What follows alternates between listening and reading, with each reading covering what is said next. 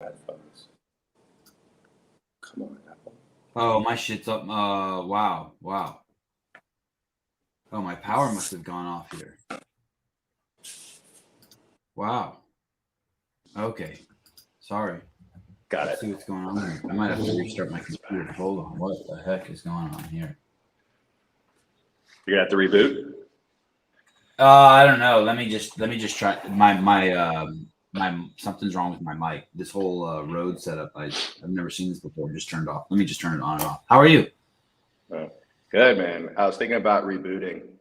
Like, You were thinking about what? Say that again. rebooting. When you reboot your computer, like, all right, let's start this thing over.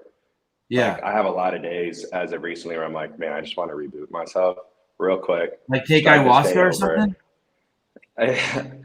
Honestly, ayahuasca kind of scares me. Yeah, me too. Did you ever used to fuck around It's with like- hallucinogenics? Yeah, I've done mushrooms before.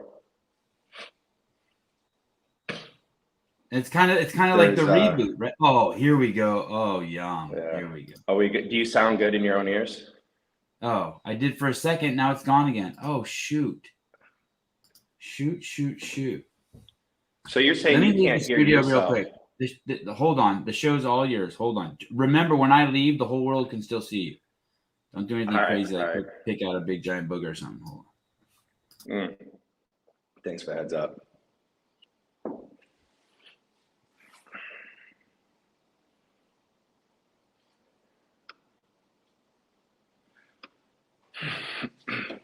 I apologize for that. I don't know what's You good? wow.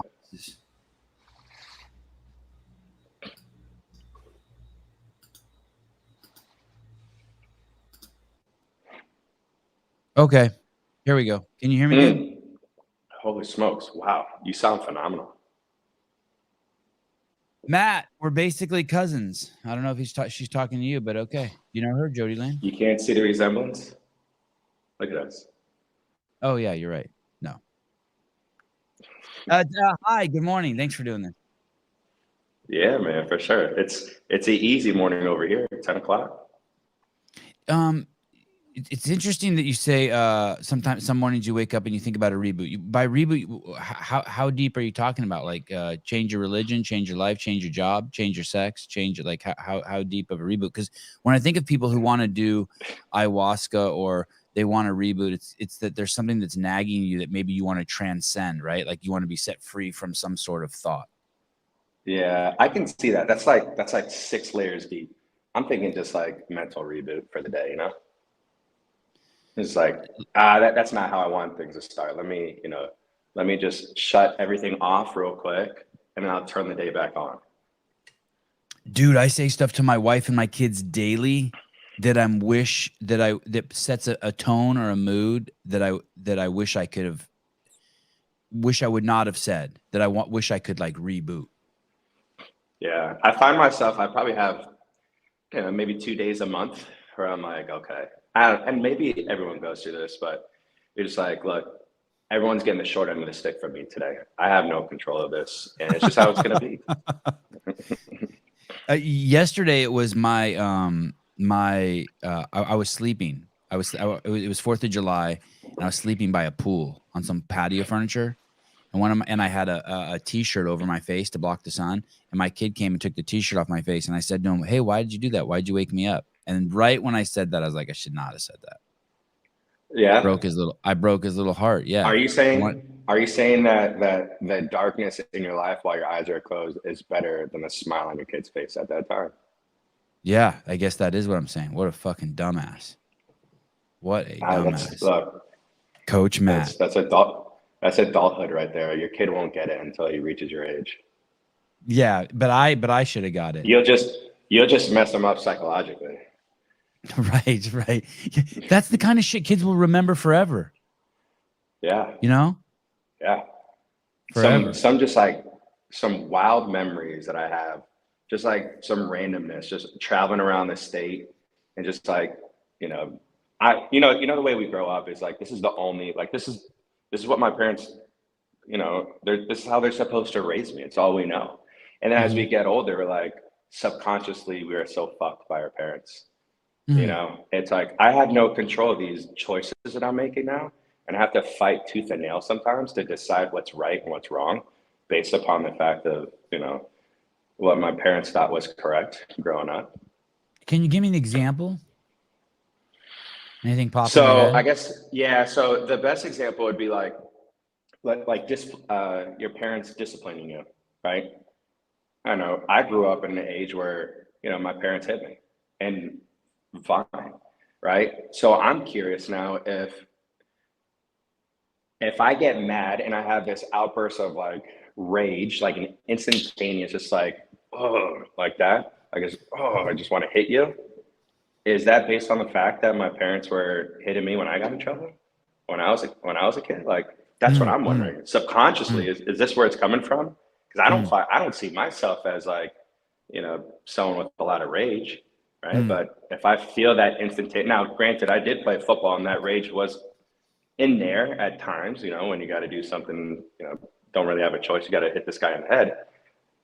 And so those are just questions that I ask myself without getting too deep into it is the things that we do now and perhaps things that we might see ourselves as like, that's not really a positive that I want the world to see my friends or, you know, my family or, you know, my athletes. But sometimes you can't control some of these things. Subconsciously, it's in there. And, you know, so the question always goes back to, is it something that we naturally just pick up, you know, being raised as a kid? Or maybe you can control it, but if you're like if you're at, you know, to go back to sort of your simple, quick analogy, if you're at level 6 and it comes in, if you have level 6 awareness and the anger comes in at level 5, it'll control you. But if you're hanging out at level 3 and the anger comes in at level 5, you'll see it. And then you could be like, I'm not Yeah. fucking with that. I'm not grabbing that. You know what I mean? Yeah. Yeah. It Depending ain't on where worth you're it. hanging. Yeah. My wife would always Just tell me, the go ahead. ability to see it, I think is Yeah. like that control to even see it coming is that's next level right there, man. Like, you know, you can get places like that. It's the ones that you can't see that just sneak up on you. That's where things start to get a little troublesome. My wife would tell me that it's not the hitting the kids that's bad. It's not the getting angry that's bad. It's the fact that you're teaching your kids that the coping mechanism during a situation is to lose control. That's what Mm-hmm. you, I mean, people just go straight to the fact like, yeah, you shouldn't fucking hit your kids, right? Okay, cool. Yeah, don't Yeah. fucking backhand your kid as hard So as you can. But she's saying like yeah. you don't want to show you, and I, all the coolest people I've ever known in my whole life are the people who are in control of Mm-hmm. of of themselves, right? Yeah. They're cool motherfuckers, Yeah. right? Yeah. It's funny that you say that, like trying to figure it out on your own. So someone brought this up to my attention. It may have been my sister. She said a lot of people use fitness as their therapy and their outlet.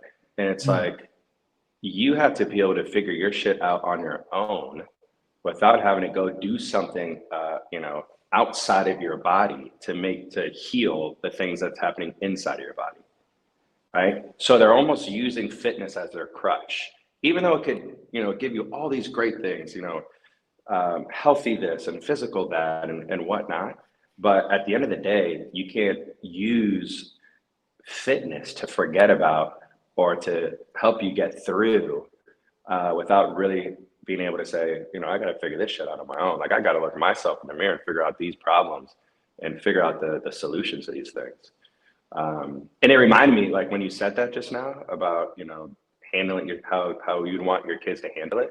That's what it reminded me of. And, you know, we live in this world fitness, right? All around us, you and I, where, you know, we see it all the time. And I mean, even take it a step further, as a gym owner, I used to think people came into my gym because they wanted to be fit for whatever reason. Like you fill in the blank why they came in for fitness. And what I started noticing is that people were actually escaping things like alcoholics, you know, trauma, you know, something in the relationship. And they were using fitness to step away from that, to help them forget those things.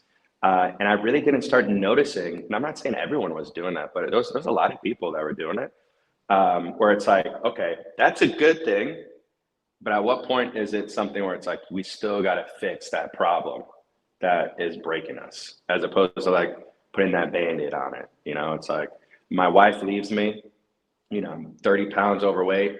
I look super skinny now, or I lost all this weight. Is she coming back to me or not? Right? Like, or is there something that you got to work out by yourself prior to losing or getting healthy or fit or whatnot, even though that's an amazing, tremendous feat? I was always, for me, you're describing me perfectly. I fully medicate with fitness. And I used to medicate like with nicotine, or I find things that, and there's people who medicate with like music, right? But yeah, for me, fitness is a fix all.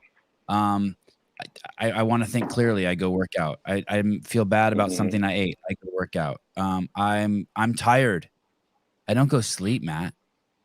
I go work out. Yeah, you know what I mean? For me, like it's like I didn't see the movie, but there was this movie, My Big Fat Greek Wedding, and someone told me in the movie they use Windex to fix everything. Yeah. And it used to be like that for me for cigarettes. It becomes just like a coping mechanism. You're upset, you smoke a cigarette. You're tired, you smoke a cigarette. Nicotine great like that too. You're hungry and you don't want to eat dietary aid, you smoke a cigarette. And it was fucking, man, I found the wonder drug. Yeah. And fitness is that for sure. For sure. Yeah. It's funny you said that. What did you say the Greek people use the cleaner? Spanish people use vapor rub? Oh, yeah. My dad was huge. I'm Armenian. My dad put vapor on. Yeah, everything. Yeah. Oh, for everything. Yeah, for everything, man. Yes. That's so true. Great. Is that what you are? Are you 100% Spanish? Yeah. Majority. Yeah. Cuban, Puerto Rican. There's a little Honduras in there. It's wild, man. It's like my father's side, they're, orange hair, freckles, green, blue eyes. It's wild. Like Canelo, like kind of Canelo, like the boxer. Yeah. Yes. That is, that's legitimately my dad's sister. Okay. Like, pale skin, freckles, like, man, it's wild. Like always curly ass hair too, man. It's, not to get crazy on it, but I can see Armenian from you though. Yeah, I'm all mom and dad. Yeah, this guy, this is a cool looking dude, right? Canelo. Yeah, Mexican too, right? Yeah, what a trippy looking Mexican. No, he's kind of that's wild. That is wild. Your sister has red hair. No, my dad's sister. Your dad's sister. Aunt. Sorry. Yeah, right. No, my sister's like, we kind of look alike. We're 14 months apart, so we look more alike. Same mom and dad? Yeah. 14 months apart. Yeah, they weren't playing. No. Do you have just one? No, so I'm the youngest. I have an older brother. My brother is blonde hair, light skin. Looks more like my father, if you would. There's these two dudes who do a podcast on my YouTube station. J.R. Howell and Taylor Swift. Oh yeah. Yep. And J.R. owns CrossFit Crash, and then he does the Crash Crucible, that competition, and then Taylor has the SMTP training. He's over at Charlotte, and they just started doing this show on my channel on Wednesdays, and I'm really excited and flattered, right? Like part of me, like I had this thought in my head, like these fucking idiots, they should do it on their own channel. But like, I'm like, oh no, yeah, come over here. Yeah, it's great. Yeah, pretty smart. But today, someone in the comments this morning wrote, these two should start their own channel. And I wrote back to them on the YouTube comments, your mom should start an OnlyFans. Yeah, I agree. Do you feel that way if someone tried to poach one of your clients? I was like, I wonder if Torres feels that way if like someone comes over and talks to one of his clients. Like, yo, get the fuck away. That's the main reason why I asked my athletes to move down. I was watching like a rerun of the 2021 games. It was like I was with Emma and we just finished that day. We came back and I was just like watching the rerun of it. And I forget who it was. I think it was one of the guys on Talking Elite Fitness. He was like, Shay Noor is watching Emma Carey finish this workout, blah, blah, blah, blah, blah. I'm curious if. Say that again. You broke up. Oh, shit. You broke up. Oh, that was a good point. So, So Shane so Orr came when I over was, and talked to your girl, and you had to light him up. no, Oh, no. Shane was just watching it. And who knows what he was watching? He was just watching right, people work out, right? right. Yeah, It he's just a happened coach. that Emma I was in lost your there. video. Matt. Oh, you did? Yeah. All right, hold up. If you have to log out and log back in, you can. What a great story. What I think I about vaguely remember this. No, you're black still. Am I? Unless All that's right, the way hold you up. want to look. I didn't mean to Nah, judge you. it ain't that hot around here. Hold on. All right. Leave and open up. Ryan, yeah, you can't be scared to lose an athlete. If there's someone out there better for them, so be it. Yeah, I hear you. Don't ruin the conversation. We're on a roll. Don't bring like some adult shit in here, Ryan. Some like adult shit. No, fuck that. Fight to the death. Keep your shit. Bernie Gannon. Okay, here we go. Mr. Torres is back. Sorry. We're good. All right. Okay. Quick fix. Okay, so I remember that too. Shane was watching Emma. I do remember that too. Yeah, and then one of the commentators was like, "Oh, this could be the next, girl that Shane brings over to Proven." And I don't know. I don't. No, let your stuff mom. get to me. That's when you're like, no, your yeah. mom's gonna be the next girl I bring over to Proven. Exactly. All right, so check it. So this is what I was thinking when you're talking about the two guys on your using the podcast. That's like ESPN, man. It's like ESPN is the platform, and you have Skip Bayless and whatever Shannon Sharp is on your platform. If they go do their own thing now, yes, I could see them doing fairly well.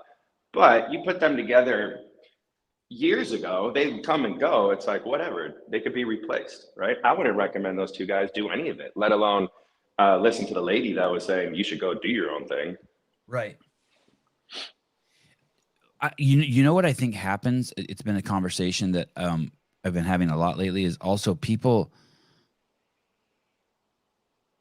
I think people forget where there's synergy, and like they think that or they have people chirping in their ears that maybe that they shouldn't be having, chirping in their ears. You know what I mean? Yeah. It would be like one of your, God, I don't know how to, I don't want to give a direct example, and hurt anyone's feelings, but go ahead, do it. No, I can't. It's too. You can do it. You can do it. It would do more. You can do it. It would do more damage than good. What if you just said it really quick and a lot of people didn't even catch it? Right. Well, I'll just use. I know Taylor and JR have thick skins, and I can just beat up on them. But it would be like if someone told them, "Hey, you." It's just like if someone told them, "Hey, you should go do your own channel," and missing the point that this channel has been going every morning at 7 a.m. for 2 years, and they have no perspective on that. And then JR and Taylor hear that, and they're like, "Yeah, we are better than Sevan," and they very well could be, but. Mm-hmm. But still, like they'll fall off the treadmill that gets them a 5-year head start, and it's just I guess it's almost because people forget why they started doing something. Like you first let's say you first start wanting to be a coach for one reason, to help people, and then it becomes that you want to win the CrossFit Games, and then you've kind of lost your way. Yeah, that happens a lot, man. It's like. Sometimes you need those things to kind of set you back on the course that you started on. Or you just simply transcend to something different. And you're like, you know what? I'm moving on. No different than this, right? I got into, I opened up my first CrossFit gym in 2013. I had this grand plan. I wanted to open up, 5 CrossFit gyms, purchase buildings. I just wanted 5 CrossFit gyms. And then as of I don't know, maybe a year and a half ago, I was like, you know what? I really want to see this other type of business. Like I've done this, I've done, the group fitness, coaching thing. I'm so content with what I've accomplished in that realm. I want to go somewhere else, and I'm, in a way, maybe it's kind of the same thing. Like some people might stay true and be like, this is what I'm going to do for the rest of my life. And then one, circumstance happens or another, or a few are stringed together, and next thing you know, they just want to do something a little different. Or what if the fact that you want to do something different is you lost the piece that you lost your way, right? I think of it kind of as like whatever your purpose is your gas station. So you need to stay close to it. It's kind of like what's fueling you. But if you wander away from it, like if it was to help people and then you go just do games athletes, or let's say it was to do games athletes and then you decide, no, I want to start helping other people. And then all of a sudden you're not getting fulfilled. Then you wandered kind of away from the gas station. You're going to run out of gas. Is it right or it's wrong? Maybe the purpose in your life is to run out of gas at that time. Yeah, that's true. Are you sure you didn't do ayahuasca this morning? No.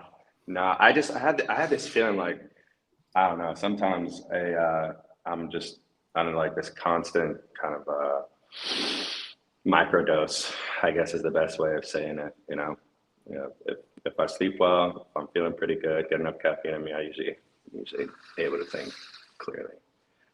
How old are you? 35. Oh yeah, that's a nice age.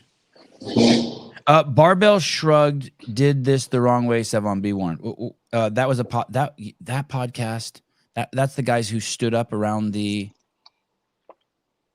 They stood up. They took their microphones places and stood up. Right? Is that who those guys are? Is that the guy who's with Training Think Tank now? Who's behind their computer? You never see his face? I feel like you know more than I do, and you're asking me questions that are above my pay grade. Okay, fine. You know, like I'm not on the C-level suite, and you're asking me those types of questions right now. You know, I was when I did CrossFit Media, I didn't look at any of the media in the others in now the space that I'm in. I didn't pay any attention to any of it. Mm-hmm. That's okay. All right. It's like it allows you to focus on what you need to be focusing in on. You know. There's this scab that I kind of want to pick. It might not even be there, but I'm thinking about Jason Hopper and Katrin going to the games and there being only one mat. And I think that like you're in that situation too, right? It's Matt Torres, and I don't know what's going on there. Maybe they don't like you, and everyone really wants what's the other dude at your place? Oh, Dom. Dom, yeah. Is that what you're saying? Yeah. Yeah, but so when I spoke to Matt O'Keefe yesterday, he said Matt's going to do Katrin and Marconi's going to do Hopper, and I'm thinking, ooh, that can't be good. Yeah. Is it like that at your place? You have so many. Let me just tell people really quick: Dallin Pepper, Emma Carey, Fee Sagafi, Danielle Brandon, James Sprague. Is Nate Ackerman going like as a masters or a kid or something? Does he go as something? Sorry, no, Nate. But I love you. At least you got mentioned in the show. Yeah, he's in that gray area. He's going to be really, really good. Nate's going to be really good. So honestly, did I miss anyone before we go? Did I miss anyone? No, that was okay. That was really good. Like these are all big names. These are like even people who have names that even if they take, even if one of those people were to take 30th, there's going to be eyeballs. I mean, you know what I mean? And Fee Sagafi's got her own little like kind of cultish following. Yeah, for sure. So last year we somewhat tested this thing out. It was me and Don back there with Danielle and Dallin, right? It was actually it was a really good flow because one would be in the athlete warm-up area, the other one would be like in the corralish, like underneath the arena type deal. And then we would just text and like one person would walk with the other and then we kind of switch off. So I would typically be with them before they went out onto the floor, and Dom would be with whomever it was, Danielle or Dallin, didn't matter who was going first or second. And then we would just kind of like switch off, boom, switch off. In some instances, they would walk back by themselves and me and Dom would be back there with them. Now, what we have going on this year, we actually practice over at semifinals. So we have 3 coaches that we absolutely need in the back, right? So there's 2 guys and then there's going to be the 3 girls. It's me, Dom, and Daniel Condon. I refer to him as DC. DC is another brute coach that used to live down here in Naples. He lives out in Switzerland now. It's a really good balance of personalities where, you know, they see me as coach. They see Dom and DC as like coach friend as well. Now, I mean, we all have, you know, friendly relationships, yes, but it's a lot easier to like tell your bro, like open up in this type of way. And then you look at your coach and you're like, zeroed in and focused, and it's just like you're ready to go kill someone. So it's a nice little break for them. And Dom and DC, they have their own way of doing things that is refreshing as well. So it's super helpful. Did I understand that correctly? That Dom is bring you back to Earth, and you're take them to the launch pad? Pretty much, man. Pretty much. Yeah. I'm there just lighting the like putting the fuel in the rockets, I guess, at the Are you pad. serious? And then, Are you a pretty serious person? Like, are your clients watching right now being like, "Whoa, that's the most I've heard Matt talk. He's really on fire this no, morning." No? Oh. no. It's like when I go to the gym and I'm coaching them, I'm more serious than I am joking. I have a tendency to joke a little too much at times, so I really do have to reel it in. But I would say the moment that we step out of the gym and we're doing anything but, it's usually just like they're trying to figure out if I'm joking or if I'm being serious. Okay, because I think of you as a very stoic person. Yeah, man. Oh, dude. In Like the could be heat of interpreted it, as guarded even. yeah, I can see that. Focus is really like where it's at. Okay, Look, focused. Right. yeah, when I played sports, especially in colleges when it really happened, everything in my day was planned out to the T. And even though for me as an athlete at the time, I was like, man, this is like, I feel like I'm always like constrained to these times. Things just run so much smoother. So when like just a normal competition day, there's time blocks where they got to be where they got to be at these times. So I know exactly where people are and where they need to be. And I'm not stressing out over anything else besides putting the focus on whatever time block that I need to put on. And then we move on to the next.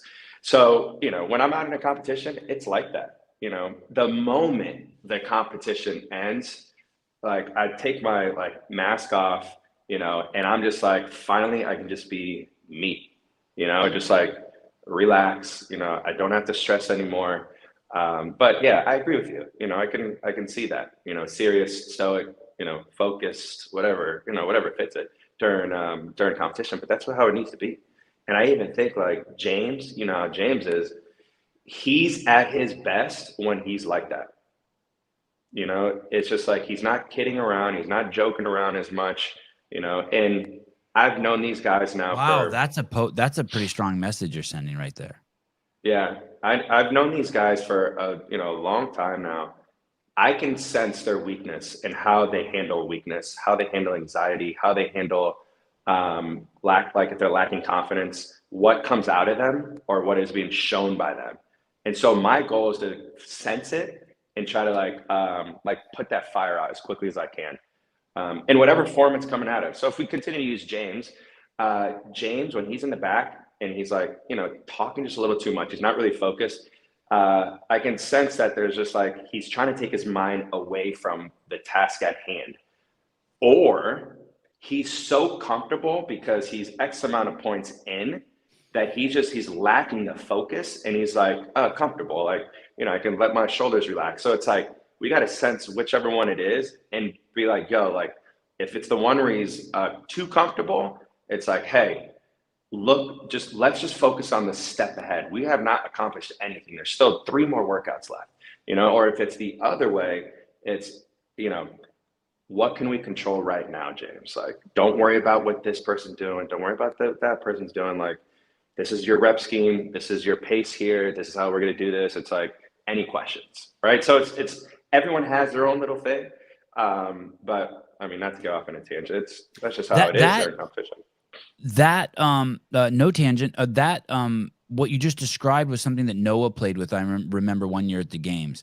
I came up to him. He's one of the is a camera guy. When I used to film the behind the scenes, he was like one of the greatest people you could be around. He was awesome. He gave so much. Him, Bridges, there's this group of people. And one year he was standoffish, and I go, "Hey, what's up, dude?" And he goes, "Hey, I'm trying something different this year, not to be so happy-go-lucky, lighthearted." And then after a couple days, he's like, "This isn't working. I'm shitting the bed. I'm going back to who I am." Like, James seems like I hear you. I'm just pushing back a little bit. He seems like and I believe you as his coach, but he's a social creature. I mean, he looks like he feels like he belongs at a desk talking about the sport. I mean, he is fucking gregarious. Do you ever get concerned that, like, if you dampen that, like, you might take the fun out of it for him? So if we take a step back and talk about Noah again, like Noah's phenomenal athlete, he's done amazing things. He's had a lot of great events as well. Some might argue that Noah could be even better, if he just put a little bit more attention to detail.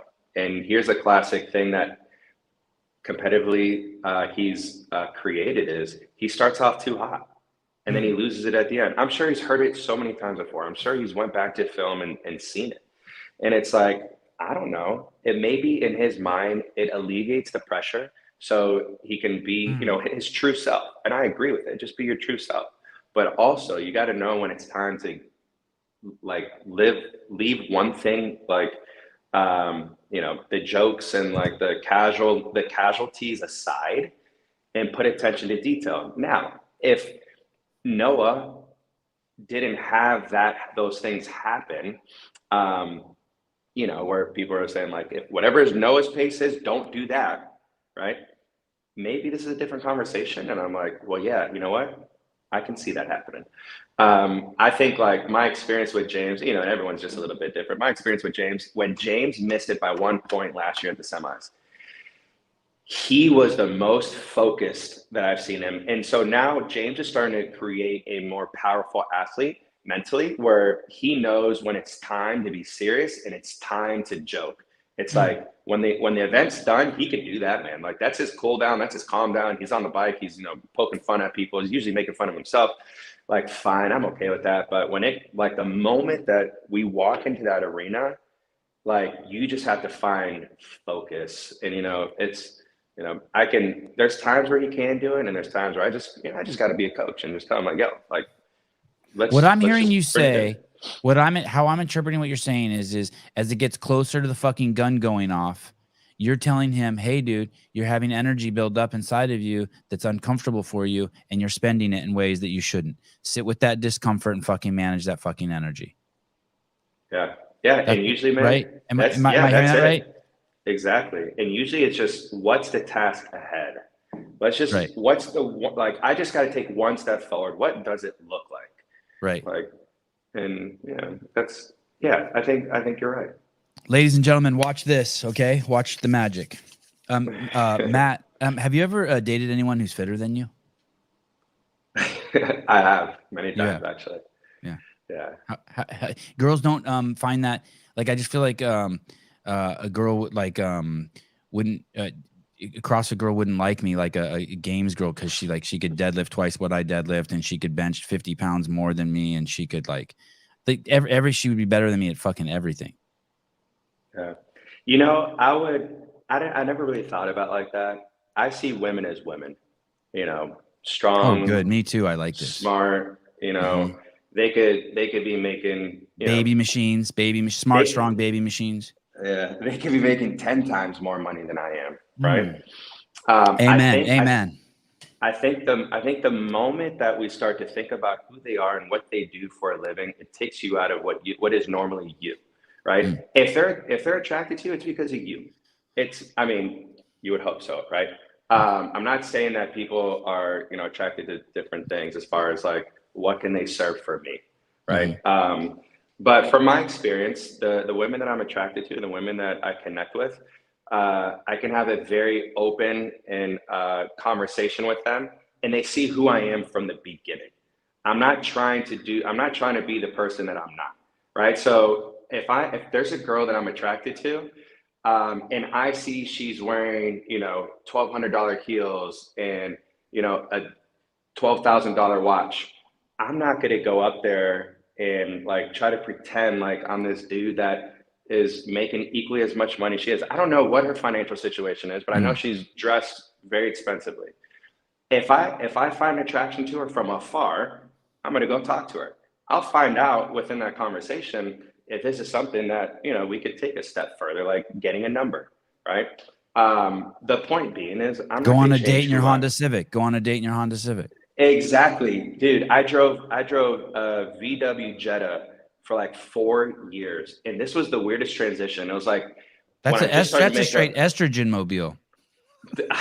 the amount of high school girls that would pull up next to me, and I would look at them like, man, like, dude, I know, man. And you know what's funny is I had 3 years in that car where I didn't see those things.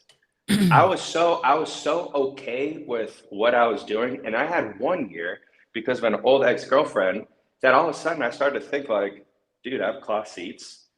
I'm in a Jetta. Like these, you know what I mean? Like these high school girls next to me, like they're probably paying the same bill, like they're paying the bill, not their parents paying the bill. It's like they're doing their like whatever, cleaning tables and whatnot, and paying the bill. And all of a sudden I'm starting to think to myself, like, I'm starting to feel a little insecurity. You know, and I guess like what I'm trying to say is this, you know, the girl is fitter than me, not fitter than me, whatever. It doesn't really matter to me. You know, if we connect, it's not based on the fact of her being fit or not fit. Good job ruining a perfectly fucking good question. I appreciate it. Answering it so sincerely. Hey, when I worked at CrossFit, I drove one of these back in the day. It's a Piaggio MP3 300. What? It's got That's two three wheels. wheels. Yeah, two in the front, one in the back. And in high school, I drove a Volkswagen Rabbit. So let me tell you, I understand thick skin. This blue one in the middle, though, is fucking dope. Dude, like, do you know what I'm talking about? Like the pale one with the little like garage thing in the back with the trailer. This one. Oh yeah, that thing's crazy. What? I would drive that. Anyway, I used to drive one of those, so I understand people making fun.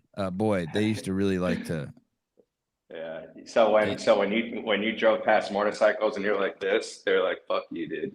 You're not one of us." Totally. This guy. You're part of people's jokes. Like, could you believe this fucker?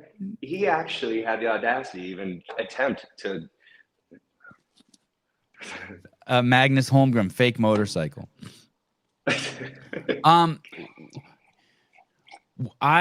Speaking of motorcycles, I have this shed and there's 4 motorcycles in it. And the other day, like my nephew came over and I have this really insane Harley, and he pulls it out and he parks it on my. He wanted to get to something in the back of my shed, and he pulls it out, and it hasn't been pulled out. He had to buy a new battery for it and everything. It hasn't been pulled out in 3 years, and he parked it on my front door, right in front of my door. It's like actually the back of the Harley's touching my front door, and it's just on my stoop now.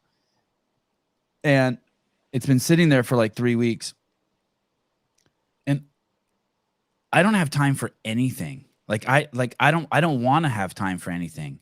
I just want to do my kids. I wish someone would steal that Harley. I wish like I could just point at shit and it would just vanish, or like people, like I could just sell it, it would go away. There's so much shit I just don't care about. I don't want to have to worry about register. I don't even have time to like pay my registration for my car because I'd rather be doing something with my kids. Is it like that with coaching? Like, do you just feel like you just want to throw everything away in your life and like just try to live like a monk, sleep, program, and deal with your what I'm assuming are like your kids?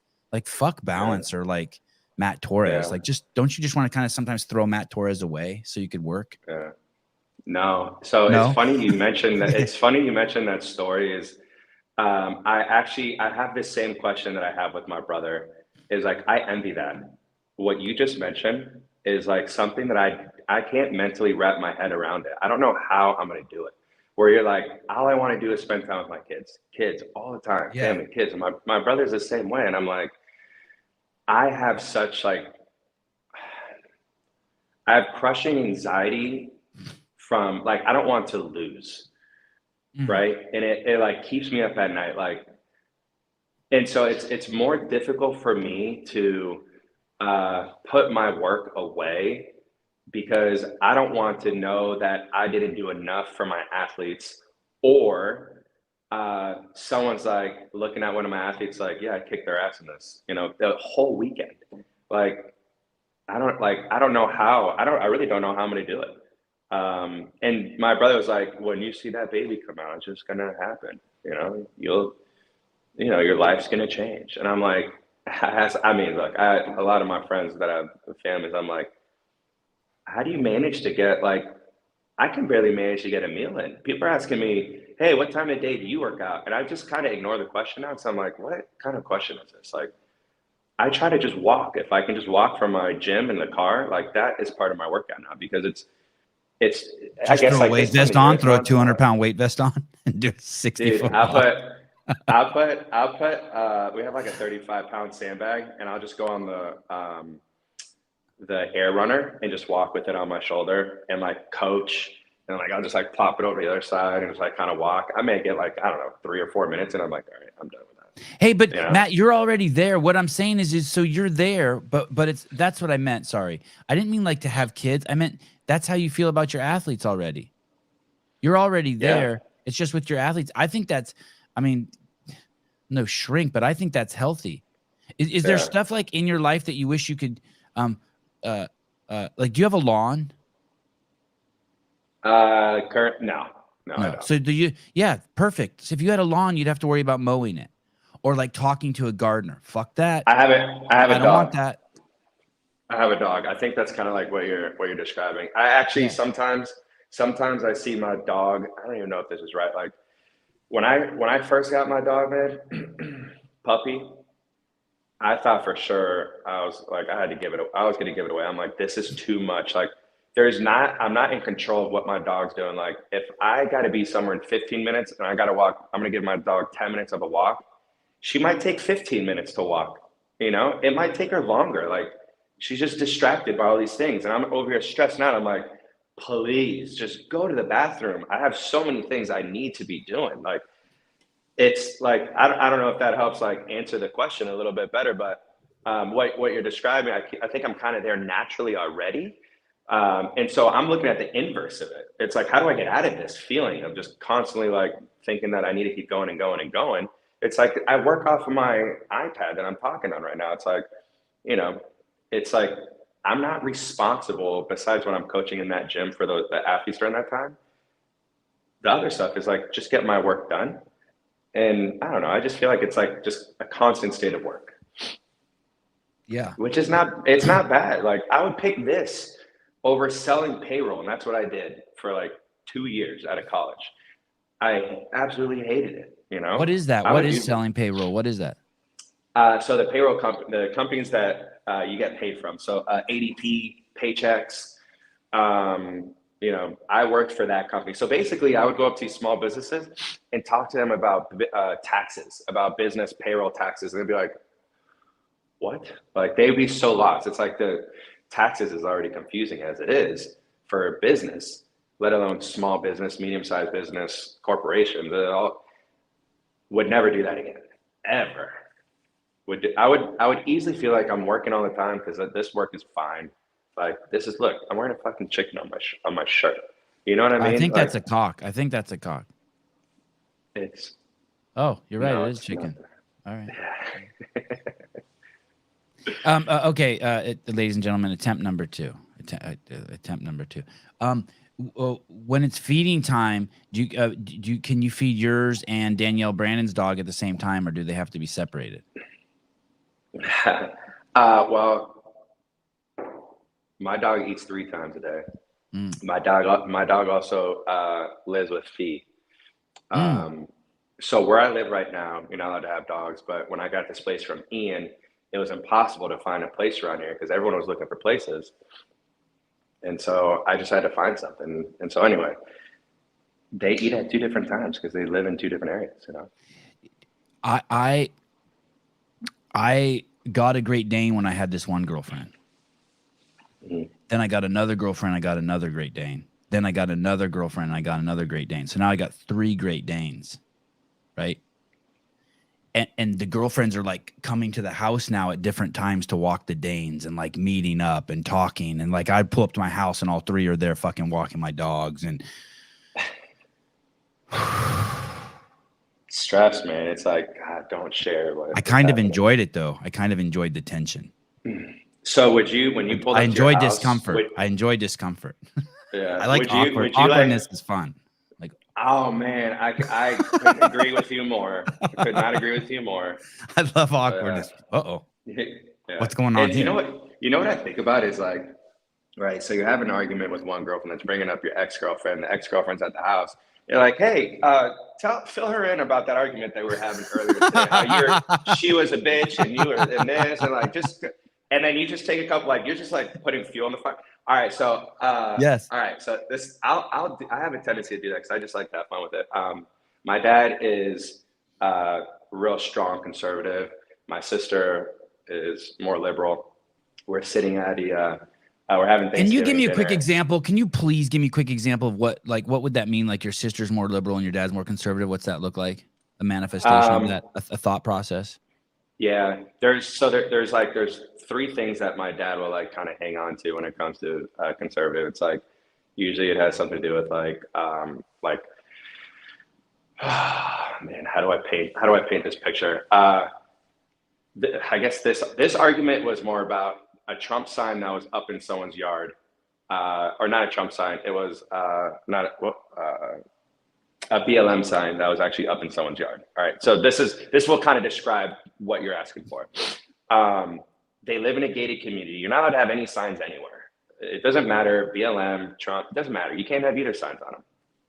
This person had a BLM sign up, and it was this big ordeal. The person ended up selling their house and leaving. I heard about it, right? My dad's coming in from work. It's Thanksgiving, and I'm just like sitting down at the counter, and my sister's in there as well. I knew what I was getting myself into. It's whatever. I wanted to have a little fun with it. My dad's walking across. I'm like, hey, whatever happened to that one guy with that sign? Like, shower, right? He's showering. Like 30 minutes later, comes out, pours himself a glass of water. Like, it's still in his head. It's still living in his head. And he just goes off, right? And I knew the moment he started talking about it, like my sister's there, you know, I just wanted to have fun. I didn't realize that 20, 30 minutes later that I had ruined Thanksgiving. You know, people are screaming at one another. So people are leaving, and I'm sitting there like this with my glass of wine, and I'm just having Thanksgiving dinner with my mother now. You know, so it's, you know, I agree with you. I love awkwardness as well. It brings so much joy and happiness to my heart. And just seeing how people would do it, you know, because it's a free drug. It's a free drug. It's a free drug. Yeah. It's safety. I agree. It's so, yeah, it makes me so happy. Jeffrey Birchfield, he was about to, Sevan. Okay. Settle down. Settle down. If I want to get beat up, I'll go to the YouTube comments. Everyone settle down. How old's your sister? 36. Do her and your dad ever have good talks? Yeah. They've put their guards down now. You know, it's difficult. It's difficult for anyone to listen to someone else and try to see through their eyes. I get it. It's something that you need to practice over and over and over. Like, what is the point of an argument? To make the other person feel shitty? You know, if you're not standing and having a political argument where you have to state your point to get people to back you, you know, to say, ha, you know, what's the point of the fucking argument? You win and you make the other person feel like, I'm thinking about relationship. You win, you make the other person feel shitty. Or you lose, you feel shitty. It's like, it's a lose-lose at all times. It's now when I'm saying this, I'm not saying this in a way like I'm the best at arguing. I just have the realistic expectation that I'm having this argument right now. And I'm like, man, this is not going to go well. Like, I either have to like put my dick between my legs and, you know, take it, or I have to stand up for what I feel is right. And people are mad for longer than they need to be. The affirmative action one's a trippy one. So they just made affirmative action illegal. And affirmative action is letting people into colleges based on their skin color, right? So it's basically they got rid of a component of religion. Yeah. And it's and like if you read about it, people are like, hey, this is a huge blow to black people. Yeah. And it's like, I just wish two civil people could sit down and discuss it, because I think both sides agree. You don't want to be You know racist. what they should do? You don't want to be You know racist. what they should do? Go ahead. What? Whatever applications you got to send in, let the computer read it. Don't even put it in the hands of a person, and just be like, these are the things. They're gonna have some sort of AI capable of doing this, and it's like it compares the two applications. It's like, this is the better one. Now, if we take it out of the hands of people, whoever gets in gets in. Who cares? You know what I mean? Like, people, the air of people is, their own natural bias. And then they get convinced by someone else, and then they see something that inspired them of another politician, another whatever, XY businessman or woman in the past. And it's like, this is how they are today. Right or wrong. I don't think that's the case of it, but rather like air. It's just natural human air. I could believe that whomever this politician is saying everything that I think is correct and right. But I have to give them the same sort of weight if they do and say things that are wrong. I'm not going to just like be okay with them doing the things that's wrong or saying the things I don't believe in, but then also back them on everything that I do believe. I have to be able to make that difference. It's like, okay, I'm not going to ignore that side of it, but Right. It's natural. It's just air by humans. Like the guy, I saw recently, I don't remember the exact details, but it was a politician on the East Coast somewhere, and he saw a bumper sticker it was like a senator or something. He saw a bumper sticker on someone's car that said "Go Trump," so he took a key and keyed the person's car. Like a senator, and they caught him doing it. Yeah, he just had an emotional response. The thing is no one wants any poor. Where I was going to is, no one wants any like poor kid who's capable somewhere falling through the cracks. But we also don't want a country with racist policy. And so it's like, can't the two teams just come together and like figure out a way that we can do that without it like being like, that guy gets in because he's Chinese, that guy doesn't. That guy. The real problem is, I don't care about people getting into college because they're black. It's or whatever. The problem is that I don't like the thought of someone not getting in because that person took their spot, right? So four Chinese kids, one Korean kid, and one Cuban kid don't get in because they happen to be born the wrong color. That's the part where it gets kind of weird. You're just like, fuck, but what about those guys? Yeah, I feel that. I really do. You know what I tell myself? I go, man, I'm glad I don't have a kid right now. And whenever time my kid does come to be, in 18 years after that, I'm like, I better start getting my politicians in place when that actually matters to my kid. And I think like maybe that's a little self-centered because it's like, no, that's the way I'd be if I didn't have kids either. I'd be that way too. I wouldn't give a shit. As soon as I owned a business, I cared about who was our governor of Florida. All of a sudden taxes matter to you, right? Yeah. Before that, I was like, my mom would be like, when I was in college, she'd be like, here, I filled out this ballot for you. Just put in these answers when you go in. I'm like, what do I care about? And she'd be like, they want to take dad's money. I'm like, but what about my money? Like, my money, I don't even have money. I don't even know. I could care less. I feel like I'm just getting pressured now to vote. I'm in college. I'm like, I'm more stressed out about, am I going to have $15 to go get a dollar beer on Thursday in my bank account? That's what's stressing me out right now. Not this. And that, I don't know, maybe that's just, thinking about it now, that's fairly inconsiderate of my responsibility as an American, right? To just like be like la-di-da, but my only responsibility at the time was to show up to class and then show up to football practice. Those were the two things. For those 4 years, but whatever. You think that there's a games champion in your in the stable now?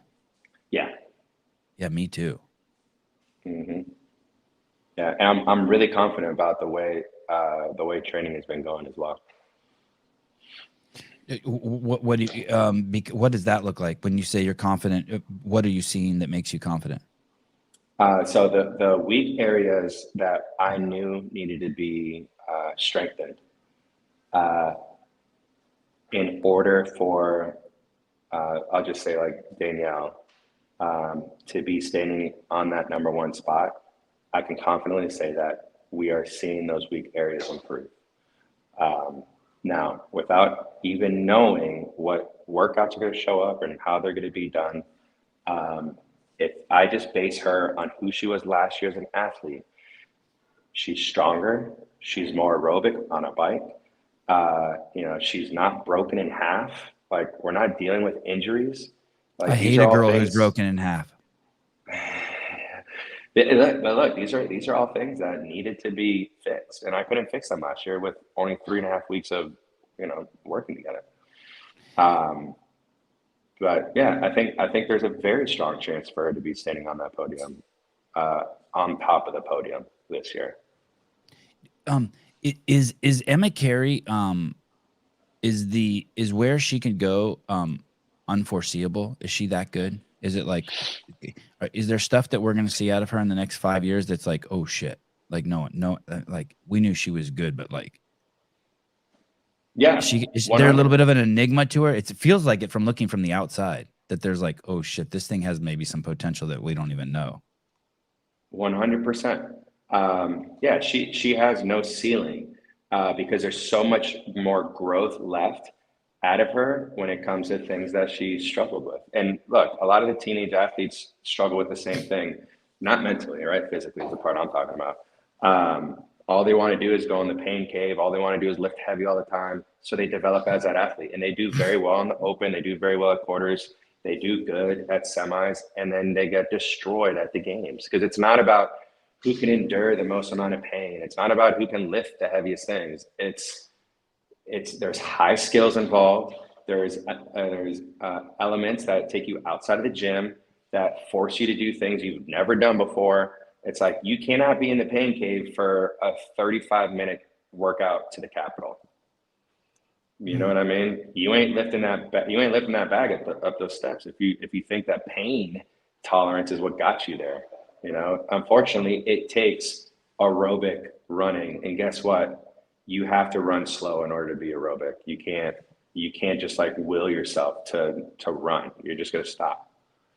So anyway, it's the good thing about Emma is she's coachable. She really does truly try her best to do what I'm asking her to do.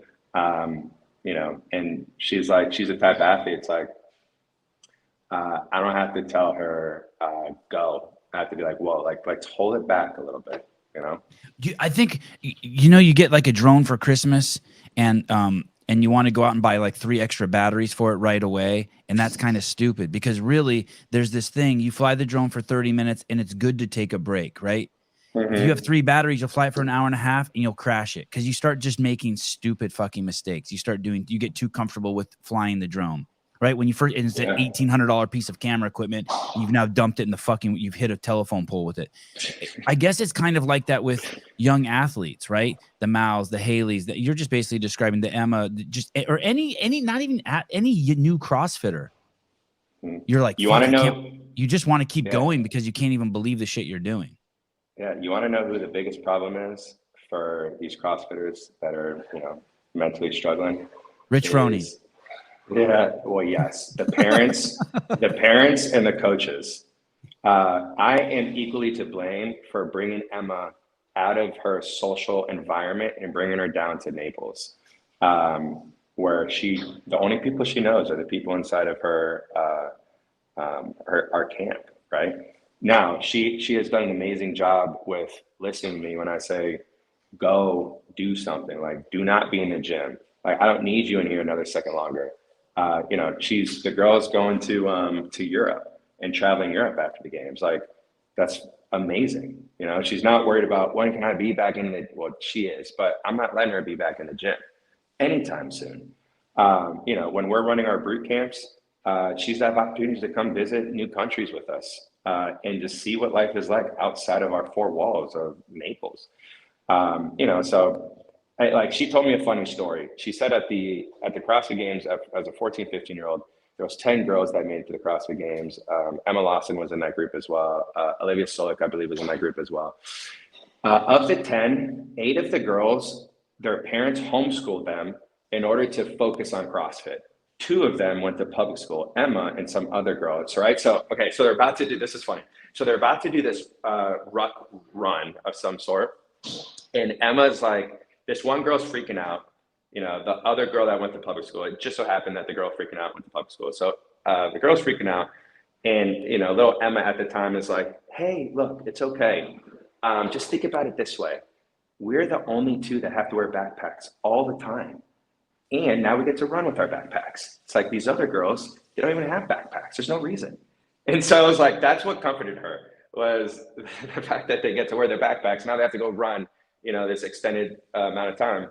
But the point is this, it's like, are you serious, parents? You're really taking your kids out of this like social growth to force them into work?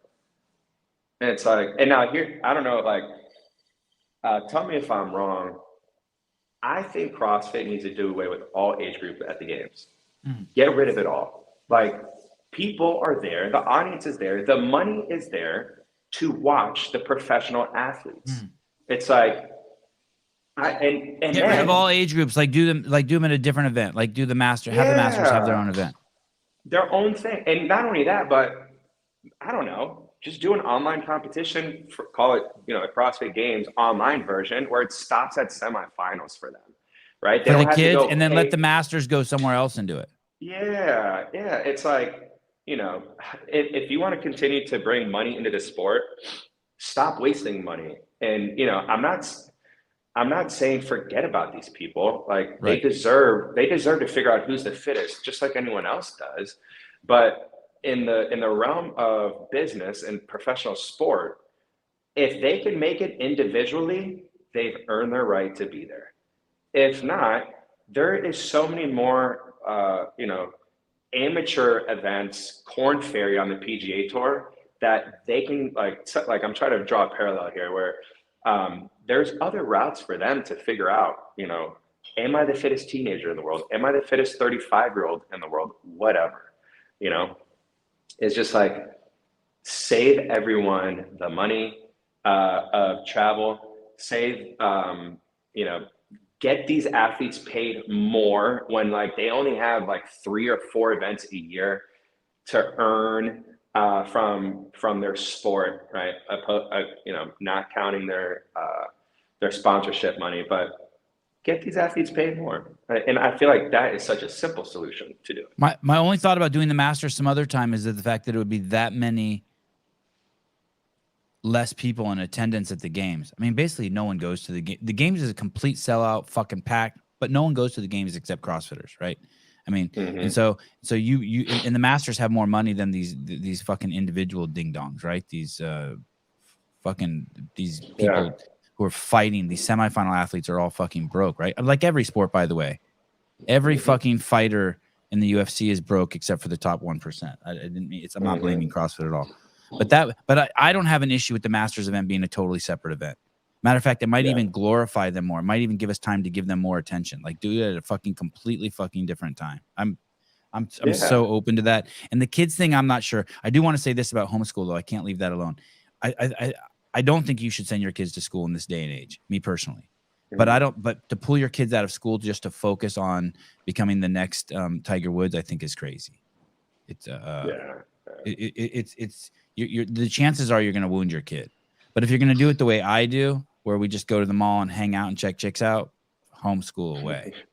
Yes. Yeah. To bite off of what you're saying, it's like, I understand. I just put a blanket over all of it. But yeah, you hit it right on the head of what you said. It's like, if you're only doing this because of you want to put more attention and focus on this, that ain't it. You have any Masters athletes, Torres? No, not anymore. You close-minded asshole. I really am. That's why he says that. Me too. Matt, I don't have any masters athletes either. I do did. like. I did, Go ahead. man. Do you have any adaptive athletes? No. No. Mm-hmm. No. Yeah. Are you I'm tripping on curious how many good athletes you have? Do you ever trip on that? Holy fuck, we got a lot of good athletes. Yeah, that was my goal, man. I told Mike that. So Micah and I took over Brood this year, and he had to do a lot of convincing of me because I said, look, as long as I can put my attention on my athletes and allow me just to be coach still, I will do this. If I can't do that, I will not do this. Like I have no problem finding a different route, for business, but it's like that's my number one priority, man. It's like these 5 guys. I mean, these guys and girls. It's like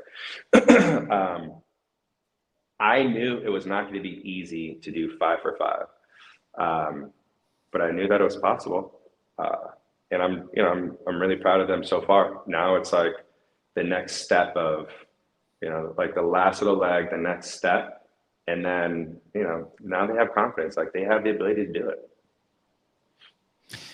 Thanks for coming on. I've never met Dom or DC, but please tell him I said hi. People on this podcast are huge fans of the stable of athletes that you guys have. I mean, we love those guys. Fee, Dallin, Sprague, Emma, Miss Brandon. People are stoked. Nate. So thanks for what you do. It's cool. You give the rest of us a fun team to look at. You're really awesome, dude, man. Thanks for coming in here on fire today too. You made this easy. I appreciate it, man. Thanks for having me on here for sure. All right. I'll talk to you soon. All right. See you, Sevan. Ciao. Dude. I don't want to say that the last time he was on, it was great. It was great too, but he was much more stoic. Wow. Damn, he came in on fire. He was more JR last time. This time he was more Taylor. Man, he was on fire. Did we determine if he was dating Danielle? No. I came in way too hot with Danielle last time. I wasn't going to fuck it up with Matt this time. That's for sure. No fucking way. I tried to slip in like, do your dogs fight? You see that? You see that? Like when they eat. And then what else? I asked one other question. Oh, you ever dated a girl who's fitter than you? Oh, yeah. Definitely, right? He gives off fuckboy energy. Oh, he gives off the biggest fuckboy energy. Oh, like he's sexy? Is that what is fuckboy energy sexy? I just think he seems like cool. Like he's one of those dudes that doesn't smoke weed, but is like cool like he does. Where's Colten? Mr. Mertens. Hey, did you guys see what happened yesterday? What the U.S. Supreme Court did? Federal judge blocks government agencies from communications with social media companies and indicates evidence shows censorship in favor of Biden's policies. You can't do that. The U.S. government. That's why I got kicked off of. I wonder if YouTube. I wonder if it's done with WHO and YouTube. Is YouTube considered social media? So basically, right now on YouTube, you can't say anything that goes against WHO policies or that even questions it. So like I couldn't say, and I'm not saying that the cure for some sort of, I couldn't say, let's say just some random sickness. Let's make up a sickness. Let's call it the pencil sharpener sickness. And let's say the WHO said that you had to take this medicine to cure the pencil sharpener sickness. But if I said all you have to do is eat healthy and exercise, I could get booted off. I was booted off. And it looks like the Supreme Court says they can't do that. It's awesome.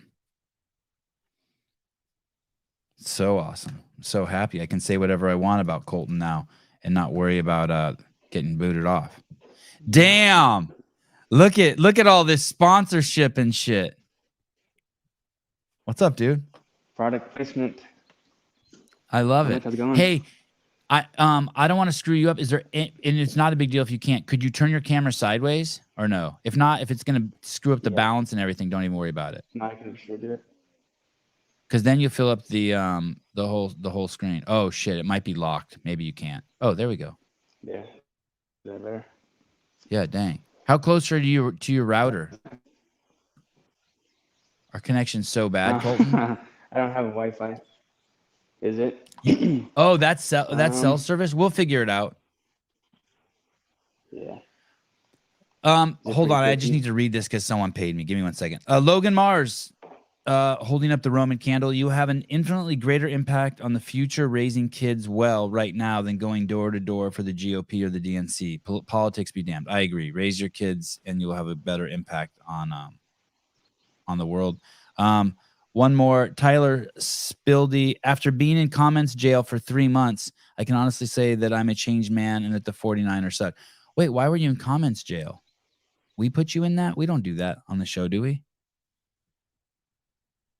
Although I don't have a high tolerance of negative talk about my homeboy Greg, by the way. I've now deleted 2 comments on YouTube. If you start saying dumb shit in there about him, I will erase it. Hey, can you hear me? Yeah. Oh, no. Our connection is so fucked, can't hear me? Colton. No, barely. There's too much of a delay. There's a crazy delay. Oh. I wonder if I can move to a different spot in the How many house. bars do you have? I always have 1 bar. Oh. Permanently 1 bar. Dude, there's someone in there with you. Are you armed? I saw someone standing behind you for a second. God, that's a nice room. That's your gym?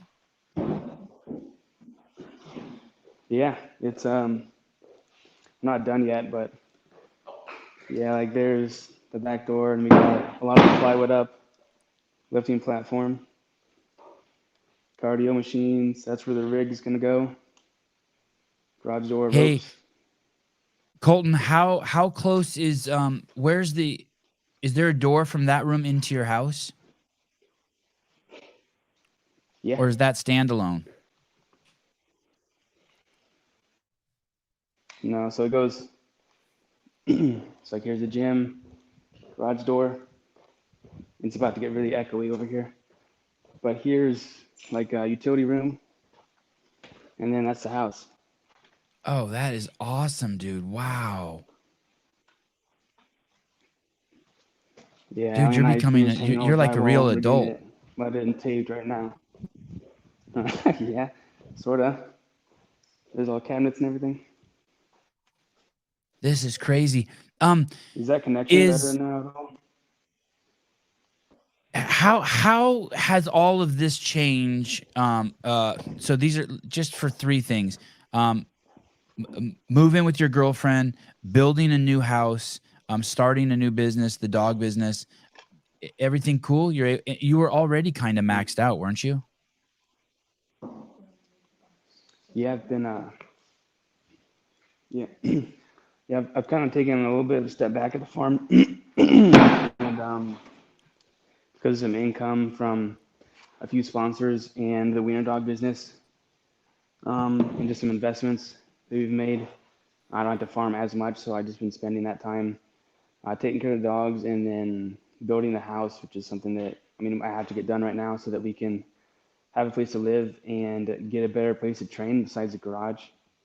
So I think it's worth spending the extra time right now to get the garage gym done so that, that's really going to elevate our training a ton. We don't have to do rope climbs in trees, bring muscle ups in trees. We don't have to go outside when it's cold or raining to do our training. We have plenty of space. We have level 4s to lift on.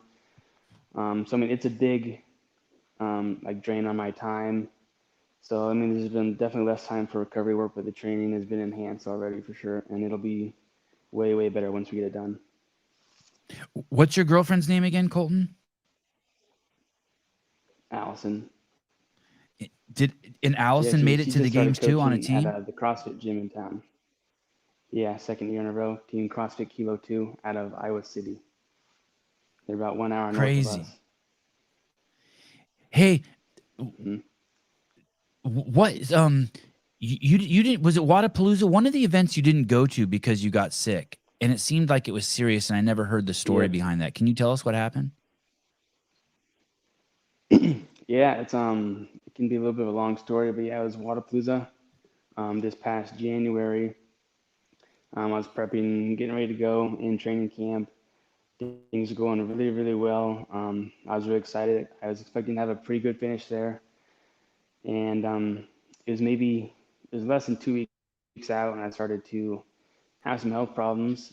Um, it started off me just thinking that like maybe I had like a little bit of frostbite in my eyes, maybe because we were going through kind of a cold spell here, and it get down to 20 below zero with the wind chill, and I had about an hour's worth of running intervals to do, and I had to do them outside, obviously, and it was night because it was just a lot of time at the farm that day, so it was a little bit colder because of that. And so I was outside for about an hour running, and I remember the next day, I just hurt to like move my eyes, just like to look in a different direction. My eyes hurt. I had a bit of a headache. I just thought, okay, I guess maybe my eyes got a little bit cold, and like, okay, this will get better in a few days. The next day, it's worse, more eye pain, and I have a migraine. It's getting more severe, and it's pretty constant. So I'm like, okay, I guess it'll take a few days to get better. And then next day comes around, and it's even worse, and it's starting to make it really difficult to get things done at the farm. Training's really difficult to get done. So I'm like, okay, I'll just take a few days easy, and then I'll hit it hard for the last week, and I'll be ready for Waterpalooza. Colton, were you getting So the next scared day at comes, and all? it's worse.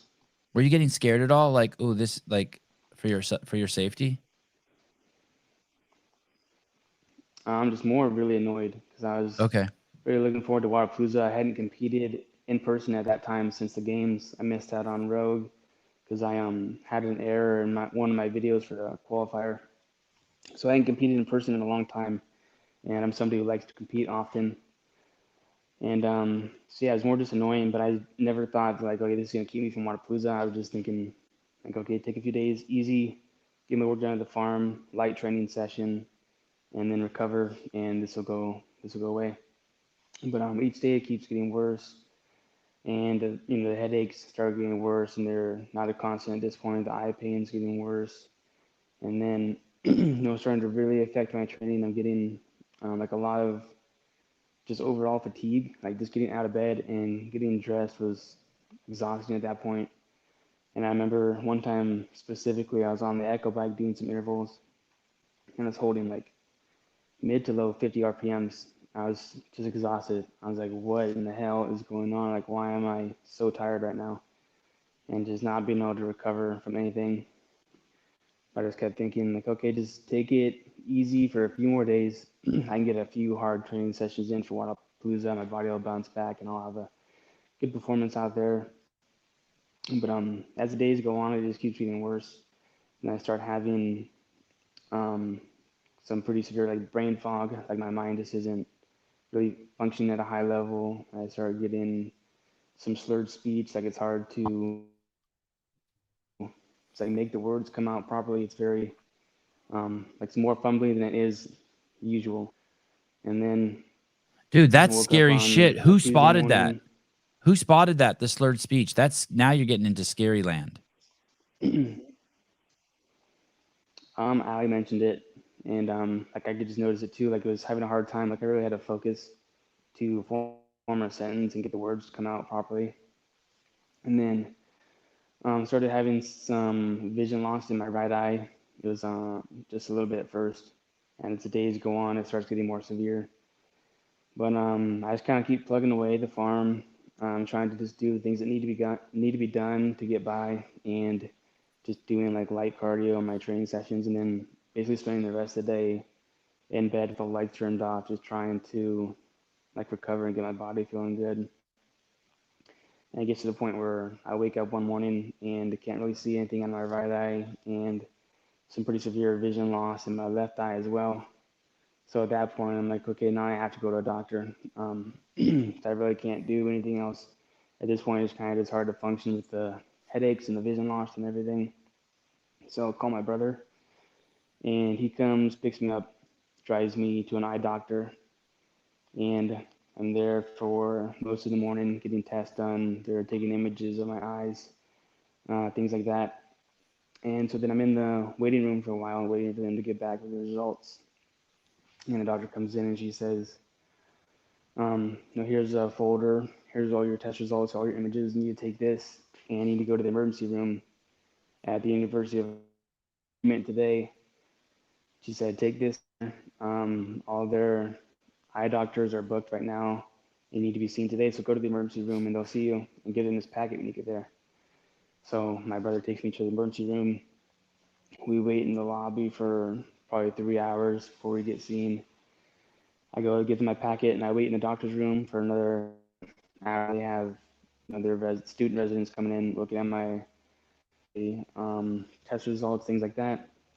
I'm not really getting much information, and starts getting pretty late in the day, and eventually a doctor from neurology comes in, and she says, saying that she thinks I have a rare autoimmune disease called MOG, antibody disease, and she wants me to be admitted to the hospital. They want to do a whole bunch of tests and get me started on treatment. And this is before they even know for sure if I have it or not. But they had a pretty good hunch. This is what I had based on my symptoms and kind of how it occurred. And I was How did pretty it kind of occur? pissed off at that point because I was expecting just like started with the eye pain and then vision loss and then the brain fog and trouble with speech. But I mean, how did you get it? How did you get? Why is it manifesting now, Colten? At how old are you? You're 25. Yeah, so they don't know why. They don't know what triggers it. And I had a similar thing when I was maybe 12 or 13. The symptoms weren't as severe, but I had pretty much went blind in my right eye, had some vision loss in my left eye, and had some brain hemorrhaging and this lot of migraines. I missed like a month of school because of it, and I was at the doctor's just getting tests done. And at that time, they weren't able to test for this disease, so they didn't know what it was. They just kind of chalked it up to like, this is just a random response your body had. And he put me on prednisone for a few days, and then I was on oral prednisone for a few months after that, and it got better. But then this time around, symptoms were more severe, and the doctors, they don't know why it happens. They don't have any way to predict when it will happen again, and anything like that. So he said there's a lot of things that could trigger it, but there's really no way to know what exactly it would be. I asked him if it had anything to do with being out in the cold for so long. They didn't think that was it. So yeah, they're not really sure why it happens or when it'll happen again. But yeah, at that point they wanted me to be admitted into the hospital, and took them a while to convince me of that because I just wanted, like, just give me some prednisone or something to get the inflammation down. Because I still wanted to go compete at Fallujah. I didn't want to stay in the hospital. I ended up staying in the hospital for about a week, getting tests done. Holy getting treatment.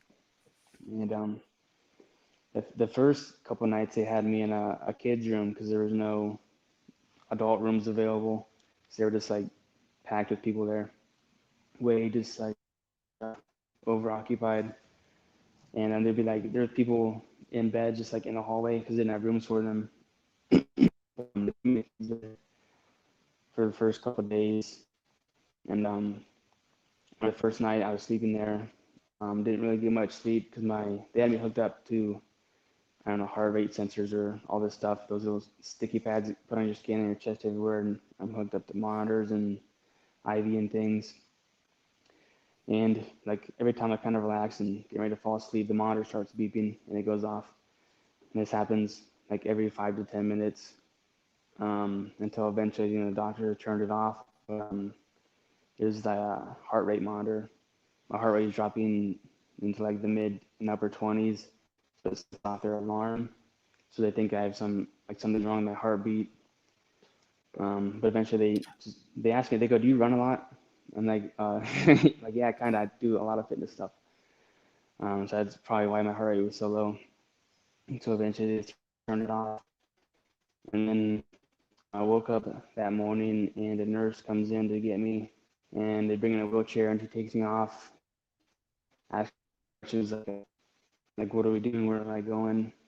And she didn't really tell me much. I don't know why. I just went and we did basically a bunch of different eye tests and eye imaging for about 4 hours. And they took me back to my room. And at this point, it's been about 2 days since I've eaten or drinking anything. And they won't let me eat at the hospital because they don't know what tests they're going to run me through. And some of them you have to be fasted for. And I wasn't really eating much leading up to that, just from being too sick to kind of keep anything down. And by the time I got home, I had lost about 20 pounds. And it was all said and done. I think I was actually thinking about this on one of your podcasts. It was a little while ago. You said you weighed 176, and I was lighter than you when I left the hospital. Wow. Just really quick here, Sevan's dog. How did it occur? He just said how it occurred. Sevi, man, no, he didn't say how it occurred. He was telling us the manifestations of the sickness. We still don't know how it occurred. But thank you, dog. I appreciate you. I understand how dogs think. It's a little different than humans of my caliber and depth and understanding of how the world works. I'm reading here, and it says basically exactly what you said. It's an inflammation. It doesn't sound like they know a lot about it, but it's an inflammation caused in the spinal cord and brain and in the optic nerve. Colten, I assume you never got the vaccine for the other thing, for the 49er stuff. No. That's good. Yeah, so you could rule that out. And then how rare is this thing? Like, do you know? And isn't there, like all these doctors are like, hey, just eat meat and all that shit goes away? Or isn't there some like doctor, like some like Paul Saladino can talk to you and be like, hey, just eat this and this and this? Have you talked to Paul? Maybe I should put you in touch with Paul. I've actually thought about that. I wondered if it had something to do with my diet, just because with I get to consume a lot of carbs. So I don't know if it's really feasible for me to do something like a carnivore diet or a very like low carb diet, just with all the training we have to do. But Right. I have thought about that because I've heard other circumstances where people have gone to a carnivore diet or similar diets, and a lot of their autoimmune issues have cleared up. I'm not sure if that's relevant to this, but it might be. Could change my diet just with training if I could make that work. What did they give you medication? Is that the deal? Mm-hmm. Yeah, So you're on some sort. It's prednisone through an IV for the first 3 days, and then you take it orally for about 3 months after that. I think it started off like 60 milligrams a day, and then every 2 weeks it goes down by 10 milligrams till you're done. So I finished that, I guess it would have been maybe sometime in March. And basically that just helps reduce all the inflammation in your body. And then you're kind of good to go until it happens again, pretty much. And so yeah, they don't know a ton about it. It's like when I went there when I was a kid, they didn't even know it was a thing. They weren't able to test for it. So I know it affects like your optic nerves, brain, and your spine. It's something to do with some kind of something that's around those areas of your body and your nervous system. So you're not on medication now? It kind of will inflame. Nope, no medication now. There's treatments, but and they're hardly effective.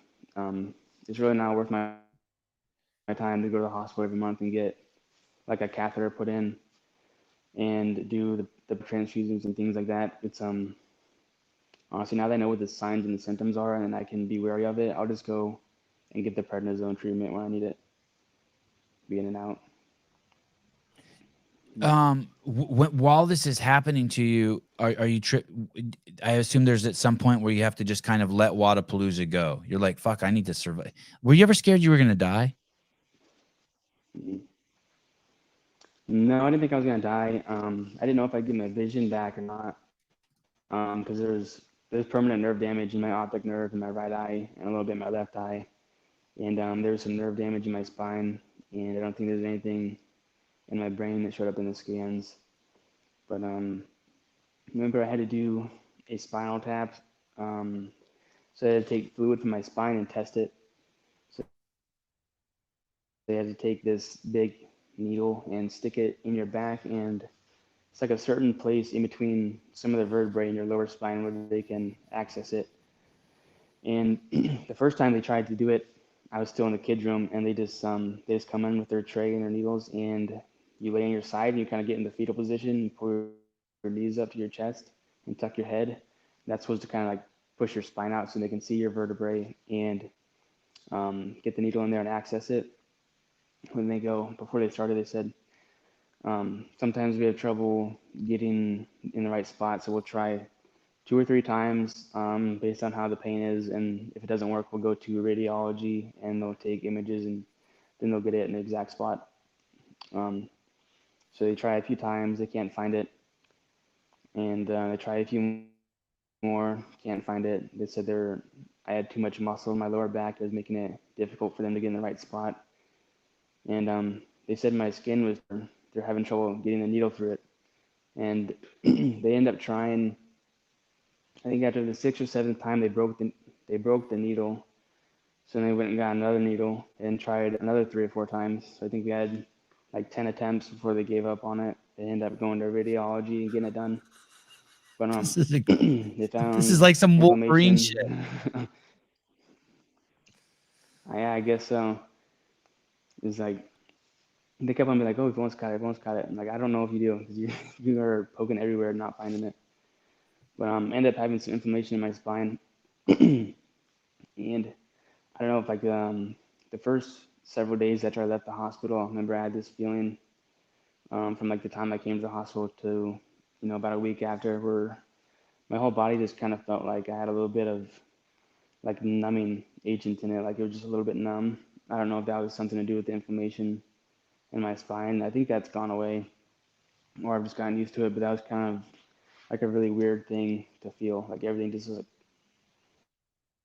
a little bit numb. What do you mean, like your touch scent, your like how you feel the world like was numb, like your body? Yeah, like everything. It's like if you were to like itch your arm, it just feels like it's a little bit numb, like it's a little bit of sleep. And it's just kind of like that everywhere in my body. Like if you rub your eyes, it kind of feels like my eyes aren't there. Like I can't feel it in my eyes that they're being rubbed, really. Man, God, it all sounds so scary to me. But you weren't scared. I was worried I wasn't gonna be able to compete this season, or maybe at all, just depending on how bad the nerve damage was. But I read a lot of Stoic texts, and I just kind of focused on like, okay, this is it's outside of my control. But I believe like I am very determined, very stubborn, and I'm pretty smart. So whatever challenges arise or problems come up, I'll be able to figure it out and find a way forward no matter what it is, and I'll just have to deal with whatever things are outside of my control. And once I got home and started, it was probably a couple of days before I started doing some fitness, just started doing a little bit of light cardio on the echo bike and rower and things like that, and just very slowly started to get back into it. And I felt like my aerobic fitness came back relatively quickly in my capacity, but it was probably like semifinals until I felt like my strength was all the way back. Like I was hitting numbers that I usually hit and moving the way.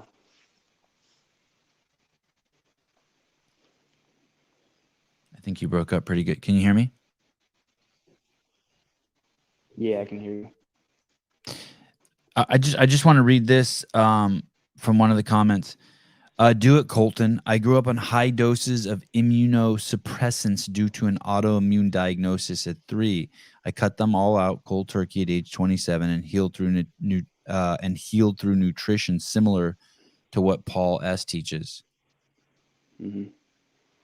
I just don't know if that's something I'm going to be able to do while competing, and just doing the volume of training that I do. I don't know if I can fuel my body for that with just proteins and fats and fruits. I think I just have to get more carbohydrates in to compete at this level for now. But that's probably definitely a diet I'll be looking into once I am done competing. We'll see. Jody Lynn, this conversation is refreshing. Definitely not what we tuned in for. Thank you very much, Colten, for being transparent and not vague. Mike McCaskey, Colten, thanks for telling your story. What a crazy ride you had. Glad you recovered and stronger from the challenge. Are you stronger from the challenge, you think? Yeah, I think it helped with my mindset and just like letting go of the shit that's not within your control and focusing on what is. Because that really just relieves like a big burden off your shoulders when you can really adopt that mindset, and because you waste a lot of energy worrying about things and suffering the consequences of things before they ever even happen. They might not ever even happen either. So just putting that energy into what you can control and adopted that into competing and just focus. Now I just focus completely on day to day, doing the things I need to do, being as prepared as I possibly can when I step on the floor, and the cards will fall where they will. I don't get nearly as anxious or nervous, and I don't have nearly as much mental fatigue when I go compete anymore. Oh, interesting. How was semifinals? How would you sum up semifinals? The experience. I'm still just really frustrated with event number 2. Frustrated that I got sick.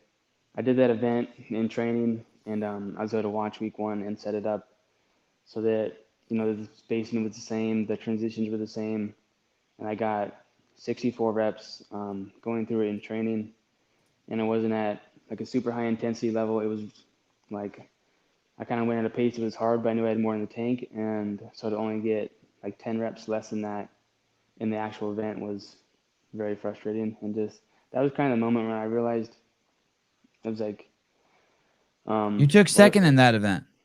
Mm-hmm. You, I should have won by a lot. And so I'm not understanding, why do you think you did worse? Why do you think you did worse at the event than in training? While I was traveling, so I think that took some energy out of me, to being a little bit sick while I was there. And it was at that time when I was. What do you mean you were sick when you were there? Sorry, I'm sorry. How you were sick at the semifinals? Yeah, I think I caught something while I was traveling, some kind of respiratory thing. Had like sore throat, stuffy nose, congestion, all that stuff. And I usually get sick like relatively often. I'll get a cold, but I hadn't been sick for quite a long time. And then I think just going through the airport and being exposed to all that new germs and everything like that got me sick. You're kind of one dimensional in your immune system. You're just able to fight off pig shit, but human shit you're not so good at. Yeah, I'm very rarely exposed to any like new germs like that. Like I go to the farm, I train here, and I might the only time I really see other people is when I go to the gas station and grocery store. So I think just being at the airport, being introduced to all those new germs got me sick. And then I was kind of thinking like, it's like, well, going into the weekend, I knew I was gonna have to have a pretty good performance to get in. And I knew there's going to be some really good athletes on the outside looking in at the end of the weekend. And I was like, I need to have a good performance and maximize each event. So getting second on event number 2 and not getting those 100 points, I was like, well, I really needed those points, and I felt like I underperformed on event 1.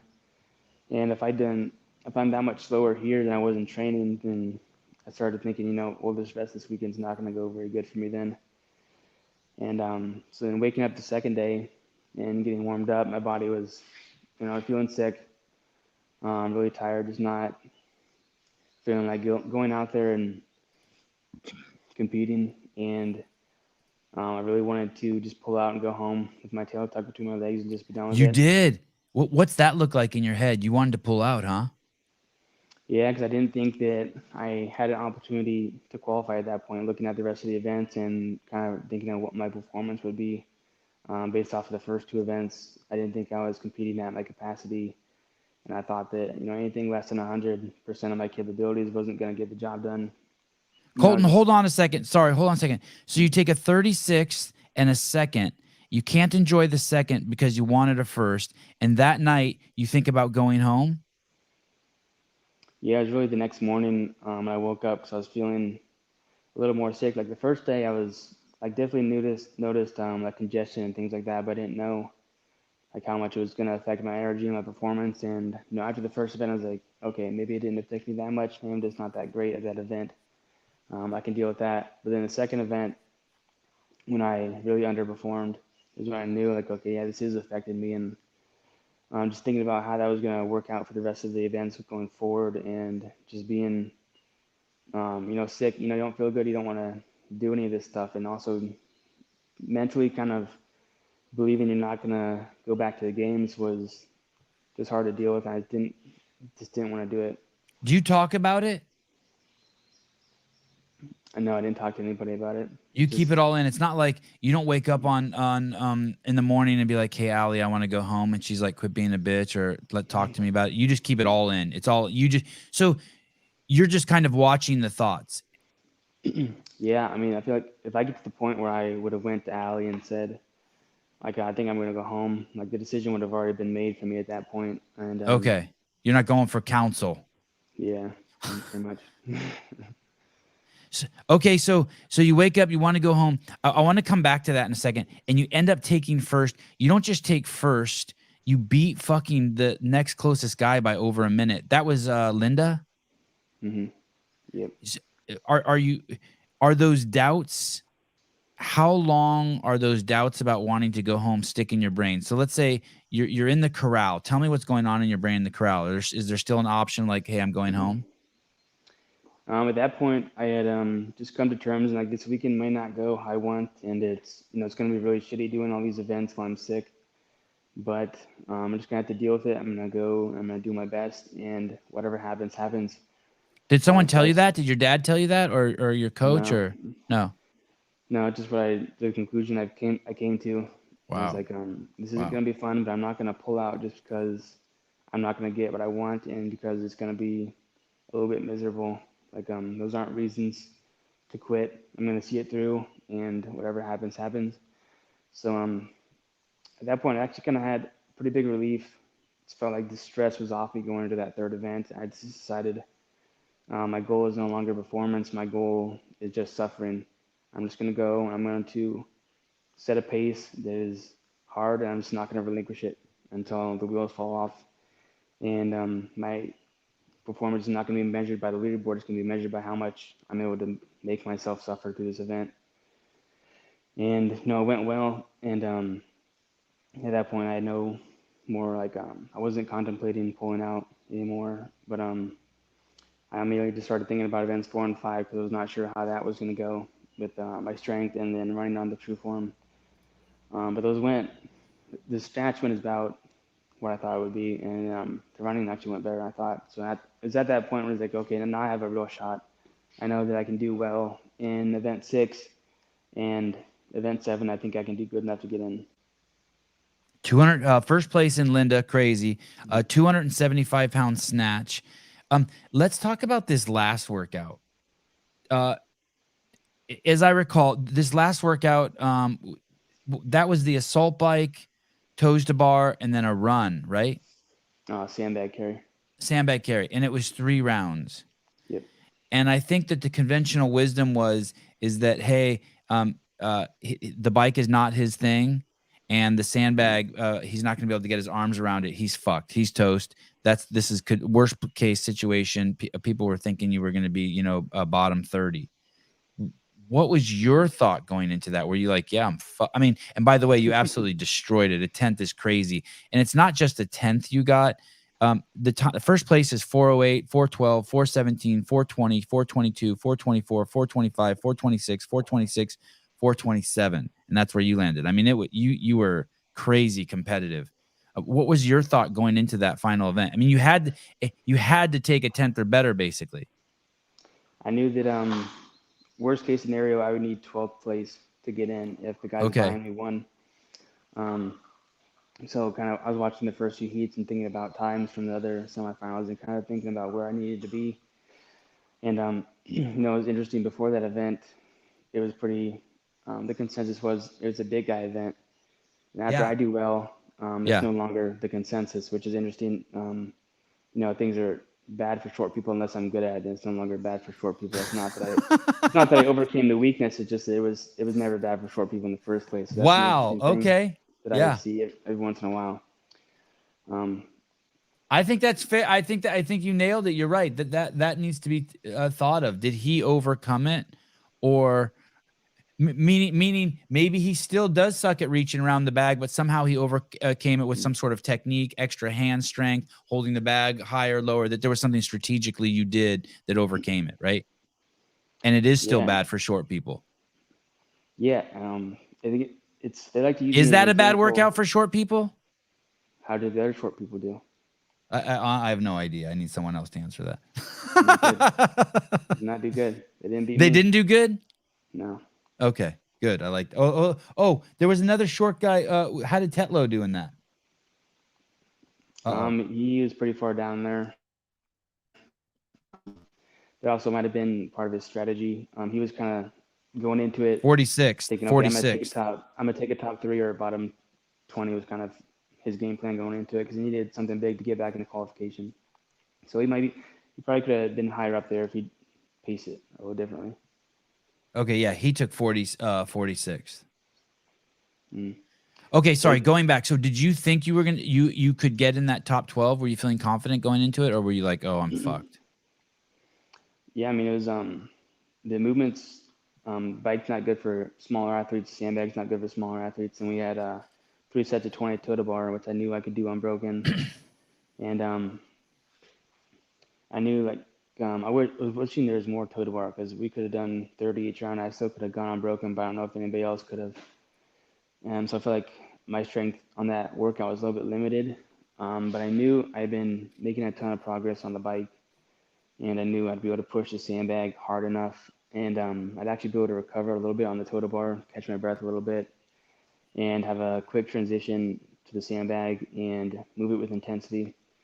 So I thought, I'm not going to lose a lot of time on the sandbag. I'm going to at least make up a little time, or at least not lose anything on the toe to bar. They're going to have to go unbroken to keep up with me. And I felt like my progress on the bike put me in a spot where I could hang with the bigger athletes. And going into workouts where it's like, yeah, I shouldn't do well on this, but that's okay because I think I'm just fitter than most everybody else here. So I think I'm still going to beat them even if they have an advantage over me. Like if a tall athlete beats me in like a muscle up and burpee workout, you're probably significantly fitter than me to beat me in that. But then for me to beat, anybody that I don't know if I should say anybody because I think I beat Fikowski on that workout. But if I beat you on a big athlete, you might have to accept that I'm fitter than you. I'm just better than you, and that's why I beat you. And so when you cross the finish line, how quickly do you know that you're going to the games, or are you not really even that confident until you hear them announce it? This was the first year where I wasn't waiting until the announcement to be like, okay, I'm going. The past 2 years, I knew it was going to be very close, and I just had to wait until they said my name to know that I was going. But this year, I knew in the second round, I was like, wait, I'm doing good enough. I'm going to make it. I could kind of see the field. I could see that I was relatively in the middle of the pack. I was beating a few guys, so I also knew the people that I had to beat were either right next to me or behind me. So I knew they weren't going to win the event, so I didn't necessarily have to get a top 10 finish. I can distinctly remember, especially the toe to bar on the last round, like, this is it. I'm going to do these unbroken. I'm going to pick up the bag, cross the finish line, and I'm going back to the games. And I just remember that being just like an unreal feeling, knowing that I was going to the games before the event was even over. And that was a great experience, not having to wait and worry. Did you weep at all after that on the way home? Little tear, little water came from the eyes, tear ducts turn on? No, I was very happy. Happier than any of my other games qualifications because How could you not cry? Isn't there kind of like a release? Like, oh my God. No tears. Yeah, it felt really good because there's several times in the last few months where I had believed that my season was over. I was in the hospital, and then even during the Open, the morning that the Open started, I had hyperextended in my elbow at the farm. I was trying to catch a pig to put him in with I call it the special needs pin. It's like basically all the pigs who are runts or they're sick or they're lame. So they just need like extra attention and kind of be away from the herd because otherwise the bigger pigs will beat them up. So I was trying to catch this pig, and I reached down with my arm to grab him by his back leg, and another pig comes from the side, and my arm's kind of trapped there by this pig, and he hits my elbow and pushes it to the inside, and it hyperextends. So that was the day the open started, and I couldn't do a muscle up that day, so I couldn't get out of the dip. So then I was like, well, I guess I just had to try and rehab this and do good enough on Monday to get a score to get through. And then right after, it was like my first hard session back after quarterfinals, I was doing some back squats, and I was on my last set. I think it was 455 for doubles or triples. I distinctly remember thinking, like, okay, my strength's back. This feels really strong. Like, this feels really light. And then my last rep, I get to the bottom, and I feel my back pop. It's like these 3 big pops right at the bottom. So I dropped the weight off my back, and I ended up herniating some discs in my back. So then I'm like, well, shit, now I have 7 weeks to get this better and get in shape for semifinals. So that was a point too where I was like, maybe this season's over now. And getting sick at semis and going through that whole thing and just like having to battle through all those things and thinking that the season's over so many times, but then to finally make it back to the games, like I told Allie, I'm like, can you believe I made it back again? And she's like, yeah, I always thought you would, but I thought they would qualify, but I thought I was going to be at home after semifinals. Do you think that your training is going to get smarter as this goes on? It's crazy. And 2 questions. Do you think your training is going to get smarter? Not that it's not smart. I don't mean to insinuate that. Let me rephrase the question because it is that. Yeah. As you get older and you had those, so you had the sickness, you had the disc. Do you think that other athletes are going through this too? Like all those guys who are going to the games have all pushed themselves so hard that at some point during the season they're like, "Ooh, shit! I wonder if I fucked myself."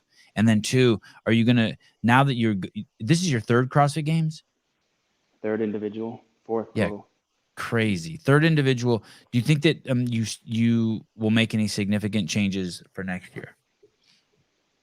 Yeah, I hope to make some huge changes for next year. I'm constantly evaluating my training, and I think that I had to train very differently throughout my career so far, just with doing labor at the farm all day before I get started on training. I don't have like a ton of time to warm up. I don't have a ton of time for recovery and sleep. So those are a few things that not everybody else deals with, and plays a huge role in how often you get injured, how badly you get injured. And I can look back at all my injuries and see the path that I took to get to that injury. And hopefully going forward, I won't have to be at the farm so much, or maybe even not at all within the next year. And I can just train and get all that recovery work in, get proper sleep, proper time to warm up and cool down between workouts and things like that. But also, like doing big like zone 2 pieces, or just like 1 hour, 2 hour, 3 hour workouts that I can do like on weekends when I'm not at the farm. It's hard for me to get those in all the time throughout the year because I might only have 2 or 3 hours total to train. So taking 1 hour to go do a zone 2 piece, it's kind of hard to get that in at my lifts and do any metcons. So I've had to do things differently as far as getting my zone 2 work in, getting my skills work in, because that's also something that just takes a lot of time, practicing your jump rope, your handstand skills, things like that. But I think I have some good plans in place to get those things in, even if I do have to farm, but hopefully I won't have to keep farming for a whole lot longer. We'll see. Meaning between sponsors, investments, and your new business, that you're able to cover everything you need and train more, focus more on your training, focus more on your rest, probably. Yeah, exactly. That's the biggest things. I get a lot of volume in. I probably don't get as much volume in on zone 2 work just because I don't have the time, or skill work. But I get a lot of metcons in and things like that. But then it just eats away at my sleep and recovery work. Elisa, are Colten and Tetlow friends? Are you and Scott Tetlow friends? Yeah, we're friends. We haven't ever trained together or anything, but yeah, we did fit wars against each other. We've talked on Instagram here and there. We talk when we're at comps together. Do you guys text? Will you be like, hey, what do you ever talk to each other? Just like because you guys have the same size, you might be like, hey, what did you think about this? Hey, takes 5 pulls to get to the top. These other fuckers do it in 3. Any thoughts on what we can do about that? You guys ever brainstorm? No, I don't do that with anybody though in this space. Okay. Heidi Kroom, I love when Colten talks confidently. So hot. All right, fine. How about me? Clock. How can you not cry? Sevan projecting again. Yeah, fair enough. What else do I got? Like Colton's pig, Sevan, were you put in a special needs class so the bigger kids wouldn't pick on you? No, I just blew the bigger kids and they protected me. Okay, fine. Now you know. Someone needs to do it behind the scenes at his farm. It would be a gem.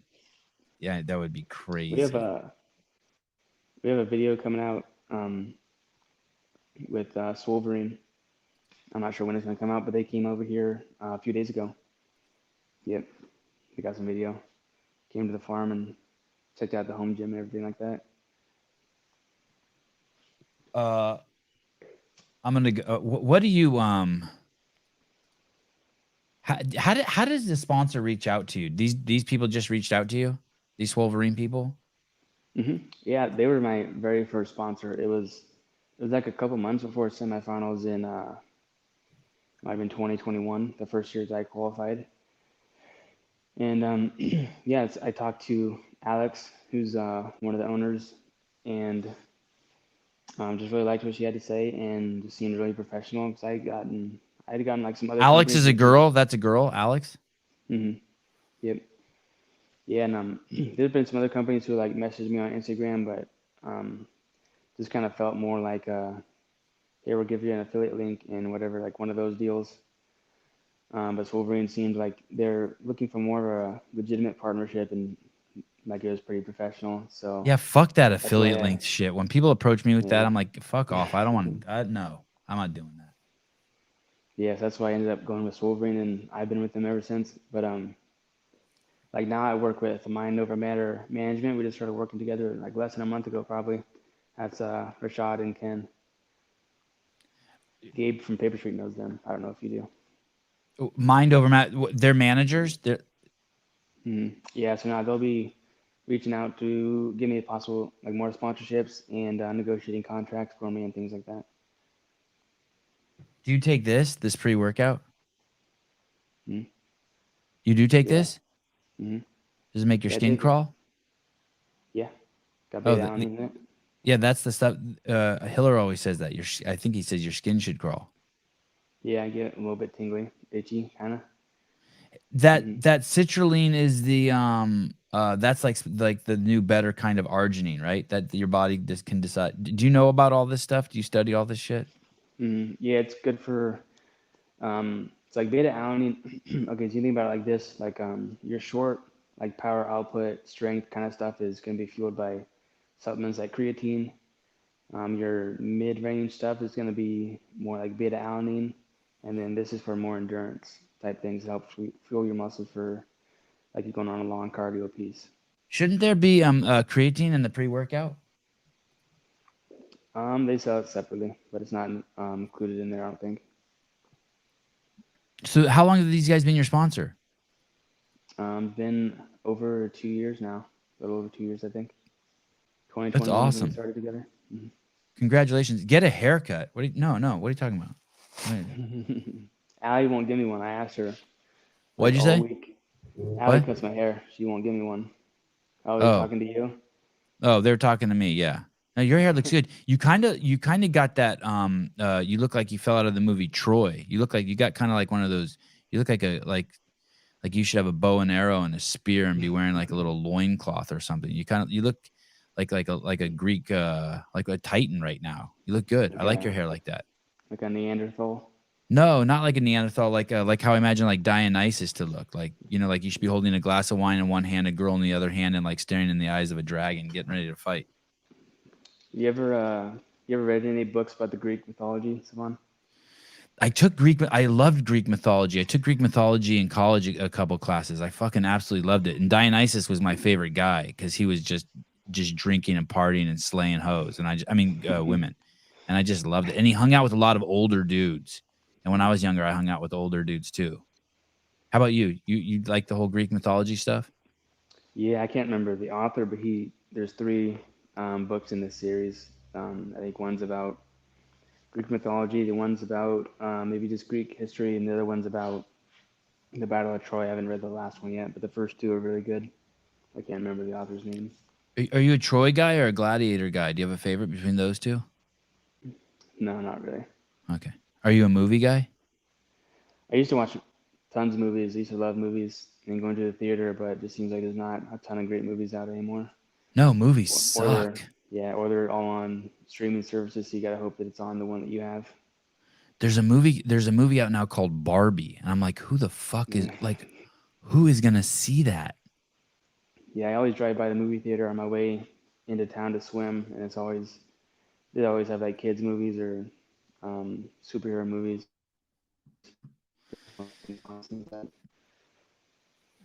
The Odyssey and the Iliad by Homer. Yeah, good stuff. All good stuff. Especially if you got a teacher who kind of walks you through it. Yeah, that's nice. Um, Especially for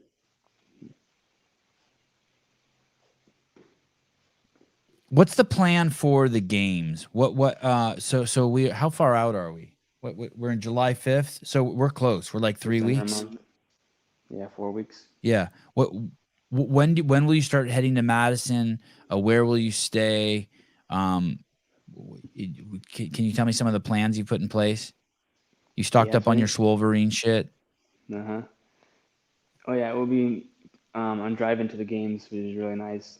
I hate flying because it's so hard to pack like all your supplements, recovery equipment, things like that. But we'll be able to drive to Madison, so I'll be carrying all the Wolverine, Paper Street Coffee, all things like that.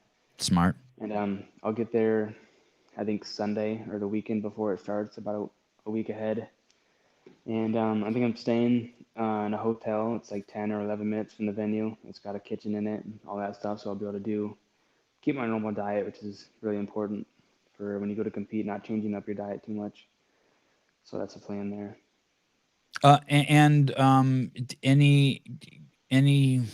Any big picture thoughts, goals, or is it just take it day by day, just go there and just kick ass?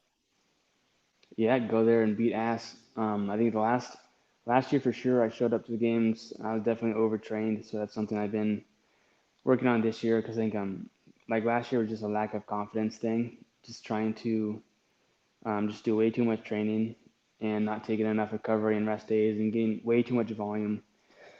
And eventually that starts to take away from your intensity, just with the volume in the day. And also your body gets worn down and you can't bring the volume that you need to with each session. So that's something that I've changed for this year.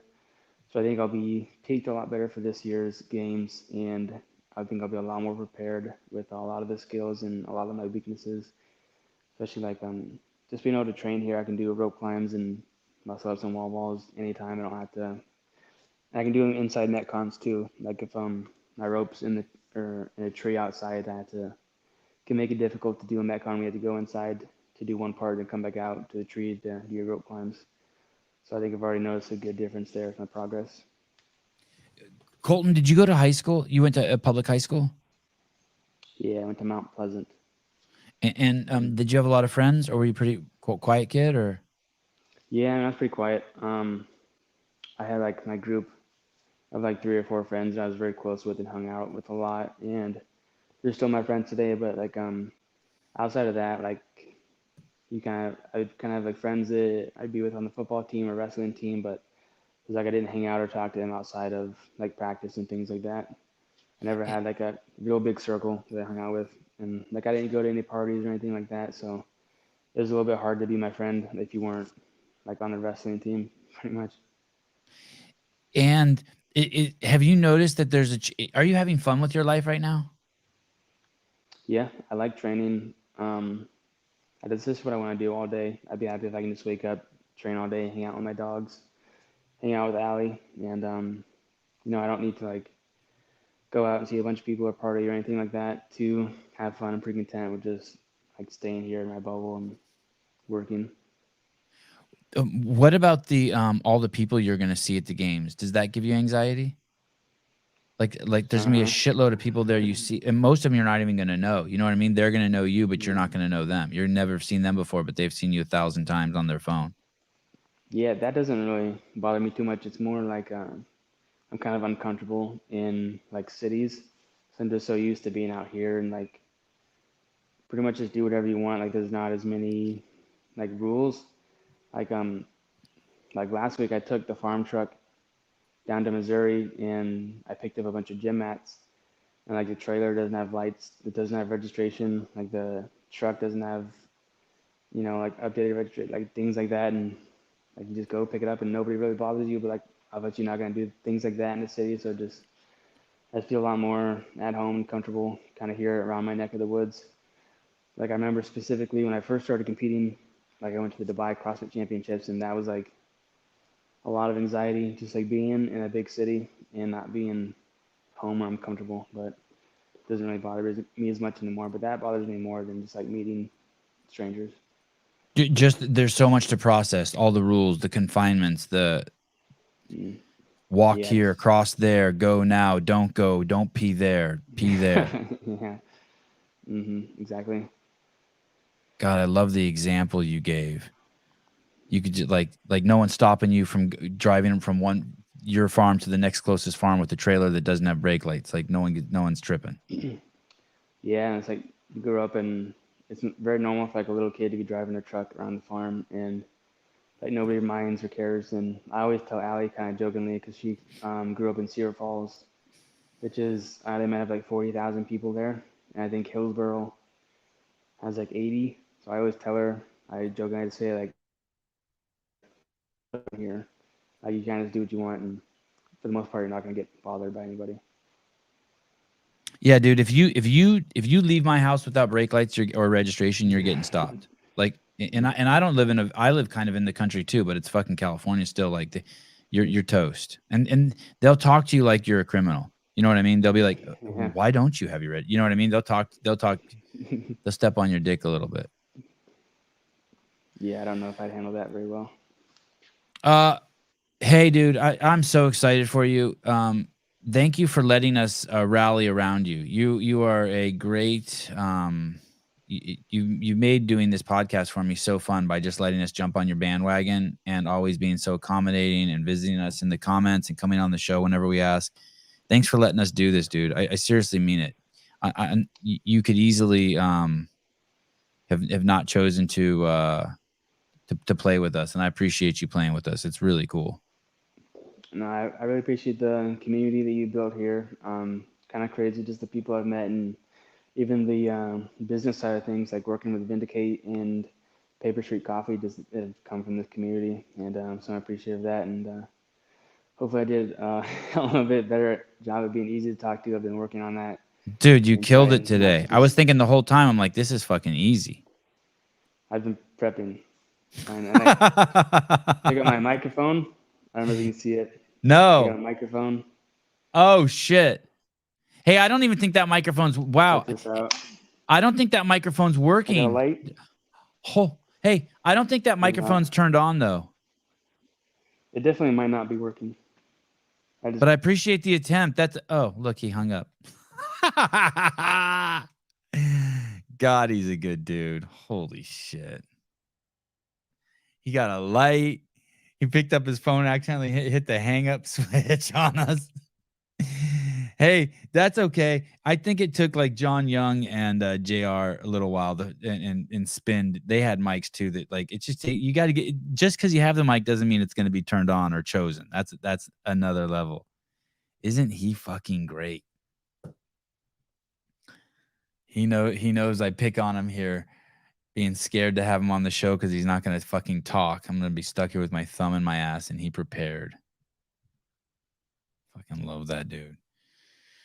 Man, we're lucky. What a fun thing to have, Colten Mertens in our lives. Hey, so you touched the phone and it hung up on us? Yeah, I don't know what happened there, but it definitely like exited out of the browser or something. Hey, dude, I appreciate the effort. You're so fucking awesome. Good luck, and I guess we'll be as we get closer, we'll be bugging you more. You know the routine. We know you're busy and you can't always come on, but we'll be sending you links throughout between now and the end of the games and even after the games. So come on when you can, make it work for you. And thanks again, dude. You're awesome. I'm stoked. It's people like you that makes, I think, for a lot of us, the games worth watching because we have like an intimate connection with you. You've given to us, and we can root you on. You're awesome. Yeah, thank you. I'll definitely come on whenever I get the chance. All right, brother. Sure. Thank you. Say hi to your dad and say hi to Allie, and we'll talk soon. All right. I'll tell him. Thanks, man. Later, brother. We want Allie, says Dixie Enormous. Dixie Enormous. Enormous Dicks want Allie. Wow. Crazy. Let's woof Colten. Sevan's dog. Good shit. Even David Weed. Look at fucking even he got on the Colten train. Look at that. Everyone loves Colten. It's crazy.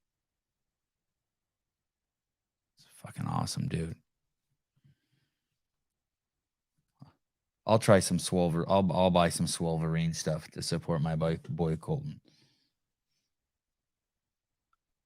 I think Hiller left some pre-workout here, and God, that shit is addicting. He was really nice too. When he went to Costco, he got me some when he was visiting. They have apple cider vinegar gummies. I probably couldn't have those around. I'd probably eat the whole jar. Does Wolverine have anything I can inject with a needle?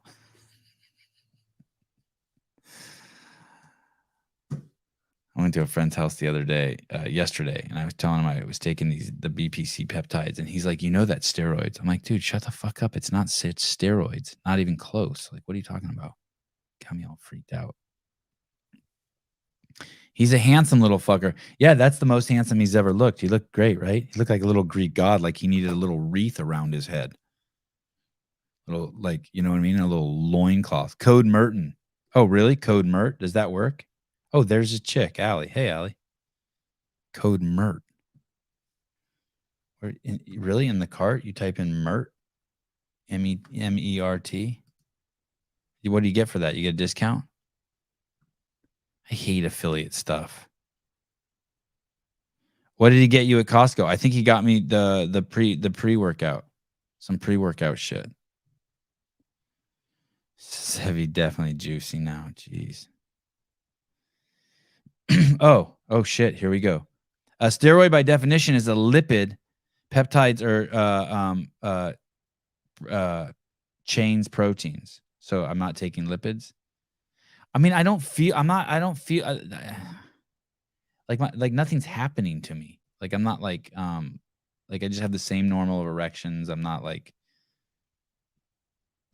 nothing's happening to me. Nothing's happening. It's just putting a little needle in here. This thing. I think I even have a QR code for it. Where is it?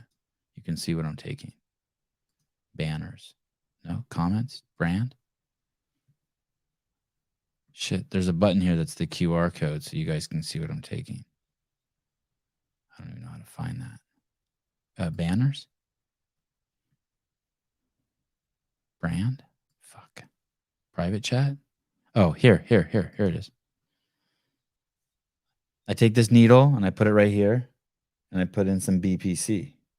My hair feels good. I'm not losing my hair. Wouldn't I be losing my hair if I took steroids? God, I have so much fucking hair.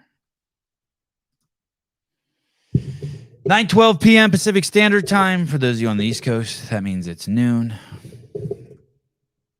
My bicep is feeling better, actually. And I'm actually starting to use it more.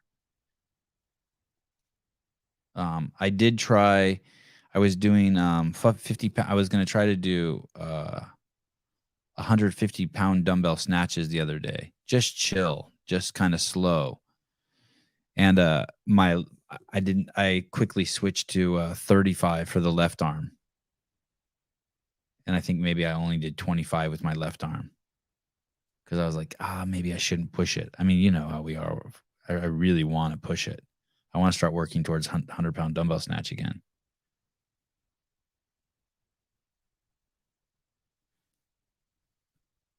I am fucking huge. I am like for a little guy, I'm like a fucking house now. I'm a little fucking muffin.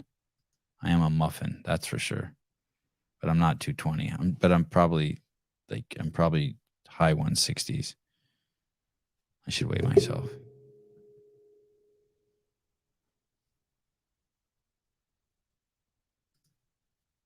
No, 150 pound snatches, not 150 pounds. I was basically going to do 50 dumbbell snatches in each arm. But I quickly switched after like 10 reps with the left arm. I switched to 35 pounds. Honest, down to earth, Colten Mertens. Deja entendu. Yeah, he was great. That was fucking great. Him and Torres fucking hit it out of the park. They were awesome. This is I'm really excited about this time of year because Sousa was telling me, hey, this is the time of the year where we just have people, we do 2 people a day and we just have them on for 45 minutes each. The thing is, though,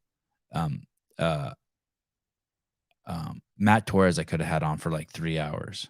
Like we were fucking grooving. Like this is gonna sound really weird, but I kind of have a crush on Matt Torres. I know what Danielle Brandon sees in him. He's cool as shit. What did Heidi call him? A fuck boy? He's cool as shit. He's cool. That's the kind of guy you go to the club with and you just get his leftovers. Like there's 5 girls just all up in his shit. Dude, I've been begging Dave to come on. That's a great question, David. I've been begging him. I mean, in my own way. I beg him, but I've been like, but by beg him, I mean I've been using my highest levels of manipulation to get him on. Completely ignoring me around that topic. Matter of fact, when I talk to Dave, he won't even really talk about CrossFit with me right now. He's kind of got me at arm's length. We'll talk about shooting and cars and wives and kids and diet. He's been doing a lot of testing his sugar levels and fasting. He's gotten super into fasting. And he's got this little machine he was telling me about where you can test your sugar levels. He's pretty into it. I don't know. They're just Colten's way cooler than Torres. They're totally different. They're both cool. Don't get me wrong. Colten's cool as shit, but Matt Torres is dope, dude. He's kind of as cool as they get. He was loose. He was free. I mean, they both were. Bugs. Sevi, when are you going to talk about bugs? I got to find out what's going on with Gary. I haven't talked to Gary in a month. We invited him on a bunch of times, and he always had some reason, like he felt like Gary felt like he was letting me down. I'm like, dude, I don't care. He's like, but I haven't gone to the gym. I'm like, I don't care. I just want to hear your story. Like, you don't owe me. I don't care if either way, I just want to hear your story. I don't care whether you succeeded or not, right? I just want to hear your story. But he was having trouble with that, so a few times we've kind of missed each other. He's just like, can we wait another 30 days? I'll bug him today. God, every time I see this dude's this type 1 lifting his picture, I think it's Craig Howard. Flat bill, red shirt. I have one that checks your blood sugar. They have a bunch of CGMs out in the market. CGMs, something glucose monitor. Oh, constant glucose monitor. Oh, Mabel. Mabel with her head down and her hunting posture. Hey, Sevi, Tyson gave me his Snapchat. We haven't talked much, though. Oh. Wow. He's busy, man. When I think he really likes me. When I text him, it can take him days to get back to me. I think he has his head down. Oh, Lovins, that's what's going on with Gary? You think he's just drilling his wife? I don't know. Wow, Heidi Kroom. Tell Gary to join my accountability group. Interesting.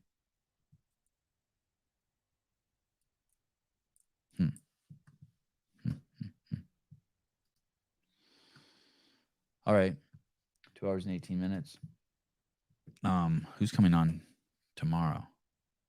Oh, I have to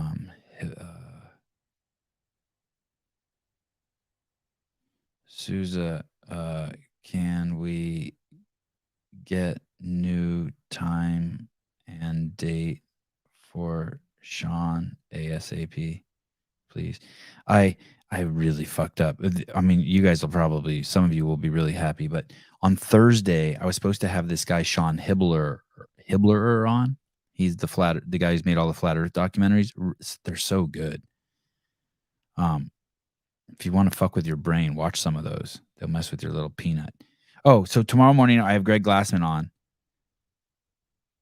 And then tomorrow night we have Sarah Sigmund's daughter on. So 7 a.m. with Greg Glassman, and then 6:30 p.m. with Sarah Sigmund's daughter.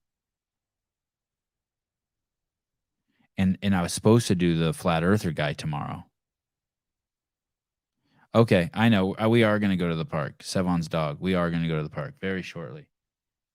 You know where we're going today? We're actually Sevan's dog. I'm going to take you to the I'm going to take you to the high school. We're going to go to, there's a big, massive high school campus up in the Redwoods. We're going to go up there and watch the boys skateboard on campus. It's a really cool high school. Every time we're there and we skate there, no one ever says anything to us. They're nice. Even some teachers will come over, like summer school teachers, and watch my kids skate. It's so sweet. And then Friday, we have Louis Brackpool on at 7 a.m. and at 6:30 p.m., we have the CrossFit Games update show. This weekend's CrossFit Games update show, I think, is going to be all CrossFit, by the way. CrossFit Games. People were like, that's not enough CrossFit Games. Dude, this one's going to be crazy. If you have not seen that fucking wild video that the Fikowski and Vellner put out, you have to see that. That is a bizarre video. That is a fucking bizarre video. They put out a video. I don't even know what the point of the video is, but we'll go over it in the update show. Maybe we should have Vellner on and ask him if he can fucking explain it. Oh, fucking weird shit. And then I was watching Laura Horvat train at CrossFit Krypton. We'll talk about that. I think she's ready to come on. There's some insights in there that make me realize why she was so uptight before, why she couldn't like hang with the show. She used to be really uptight, but now she's in Virginia, and I think Ben kind of loosened her up a little bit. Ben Smith, the great Ben Smith. Yeah, you can bite today. Yeah. Up in the woods there's a lot of meth heads. Bite however you want. Anyone come close to my kids, just fucking take a chunk out of their ass. Yeah, the PFAA video, is that what it is? Yeah, whatever the one that it's a trip. It's a trip. My son is a flat earther. I don't get the flat earth thing. I don't get it really either, but watch the doc is so cool. So the guy is so mellow. He just is explaining. It's just cool. I enjoyed it. Dixie Normus, Vellner was just on Coffee, Pods, and Wads, Pedro's podcast. It was fantastic. I want to have that guy Jelly on too. Is it Pedro had him on? Who had him on? I want to have that guy Jelly on, the giant dude. I saw Pedro was like trying to figure out why I call him Pedro. It's California. It's California for Peter. Mexican for Peter.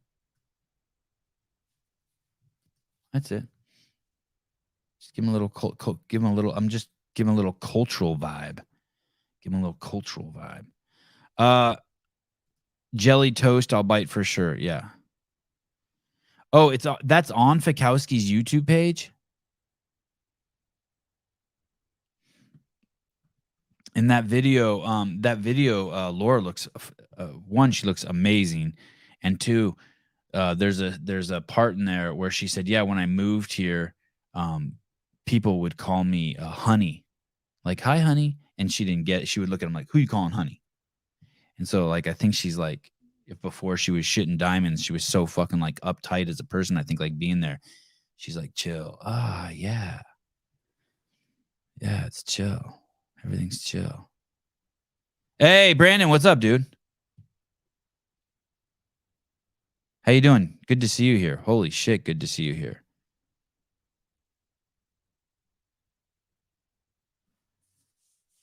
How is everything? How's the house? How is everything? Fuck, I guess that's kind of a weird question to ask, because someone just had their shit turned upside down.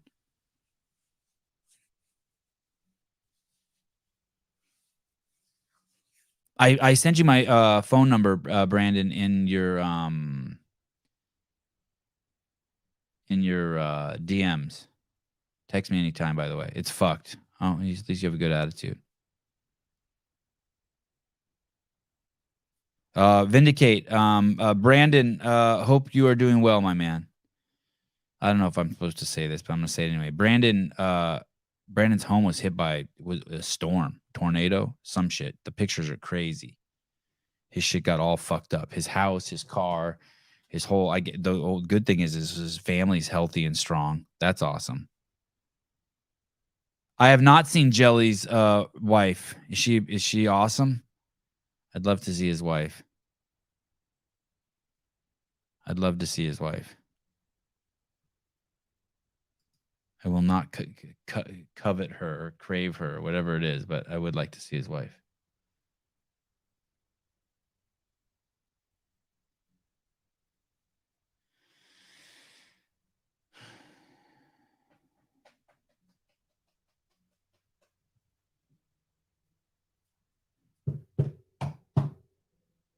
Oh, news to me. I thought it was Pedro too. Yeah, Pedro. Yeah. Oh, here we go. Oh, thank you. I want to show you something. The burpee dude. Nice shirt. How do you not own one of these shirts? These shirts are so nice, by the way. These shirts are so nice.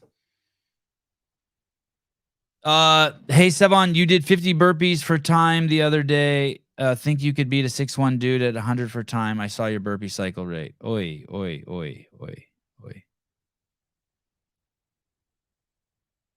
I can't imagine you beating me at 6'1". I cannot imagine. I will tell you this. So about a year ago, I did 50 burpees in 2 minutes, and I put it up. It was like 1 minute and 58. And a couple weeks ago, I tried to do it again. I tried to replicate it. I was like, oh, that was a fun thing to do. So I put down my camera phone and I tried to do 50 burpees in 2 minutes, and I didn't make it. And I didn't even stop. It was crazy. I thought for sure I made it easy, and I didn't make it. I think it took me 2:06 to do 50. I'm like, fuck. So I was like, maybe I need to like lose 5 or 10 pounds and try it again. I never posted it. I was ashamed. It's like, how the fuck do I not have 50 burpees in 2 minutes? It's fucking pathetic. I will show you this, though. This is crazy. Last night, I was in the gym with my boys, and we were fooling around, and my son, I'll tell you the whole story. My son Ari, I have my kids do a lot of jumping bar muscle ups. So that's basically the bar is here. I start the bar here, and they just jump up and lock out, and then I keep raising the bar and bar until it's like there, right over their head completely, and then they basically have to do bar muscle ups, right? And then sometimes I keep it low and I just add weight to it. You know what I mean? So I put a 4-pound vest on them, 6-pound vest, 8-pound vest, and they love the game. The reason why it's such a good movement is it's so easy, and you can start it at such a low entry barrier of entry that anyone can do it who can jump up and hold themselves. So I start with the bar here, and you just jump up and lock your arms out, right? It's so easy. The bar's like at waist level. They even laugh at me when I start them there. And so they don't even know that they're working out. It's a great way to trick kids into working out, get them to warm up and then want to do more and more and more. So I'm doing that, and one of my sons says, "Hey, he'd just been kneading the balls last week. The one I think I told you guys, he had to go to the doctor. He was actually kneading the dick. They thought maybe his helmet was fractured, so he had to go to the doctor. He had to go to Stanford. That's a whole fucking crazy story." And so basically, he was doing these jumping bar muscle ups yesterday, and he's like, "Hey, it's kind of hurting my bladder a little bit when I bump on the bar." I'm like, okay, instead of jumping up and doing bar muscle ups, why don't you just jump over a box? So I had one of my sons start jumping over a box back and forth. And I'll show you what that looks like. And you know what it looks like, but I'll show you anyway. Just that shit that they do at the games, right? So here he is, and he starts on one side of this box. It's 12, 24, 30 inches. So he's probably 3.5 feet tall, and this is a 30-inch box, right? So he ends up telling me, so he ends up saying to me, hey, I want to do a jump over the box and do a burpee, and I want to do it wearing a vest. And I have my other son, Avi, do it first, and he does 10 rounds.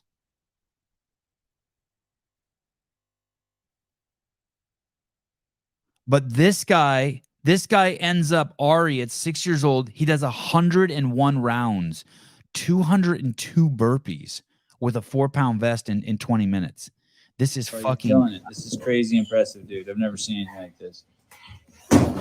My forehead's burning. 94. Your what's burning? My forehead. He says his forehead's burning. Can you fucking believe it? This is a 6-year-old kid. No, he's done. There he is. That's his 201. This is his 101st round. I thought it was 202 burpees. 202. sorry. Yes. Yeah, baby. Sorry. I've never seen anyone do 200 burpees, to be honest. I mean, I'm sure You I know get a lot him of a people glass have. of I just water. have never seen anyone do it. Look at this. Water sound good? Are you gonna cry? Are you gonna cry? He had a breakdown. 101 rounds. I know it's nuts. My other son had just done 10 rounds. Avi. And then Ari goes, hey, I want to do it. That's the dude that has the helmet that was bruised. And he gets to 10 rounds, then he gets to 20 rounds, then he gets to 30 rounds. It was fucking nuts. And he went to 101 rounds and then collapsed. Gave him some water, put him in the shower, came out, fed him a protein shake. This is like at 9:30 at night. And then half a hamburger and a hot dog. and then I slept with him. I let him climb into bed with me, and I held him as he fell asleep. Brown Media, Sevi, I have a question for you. I know you support the making advertisement of CrossFit documentaries and movies to grow the affiliates and drive more people to the sport. What are Greg Glassman's views on this? On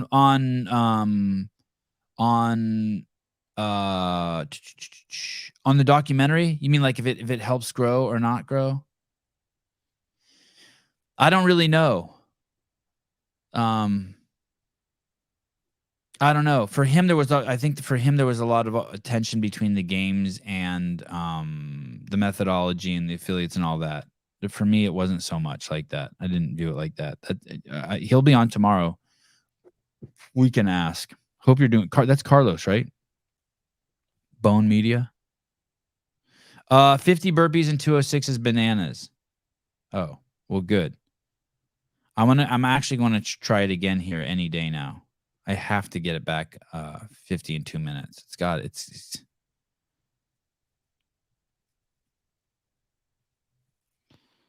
all right.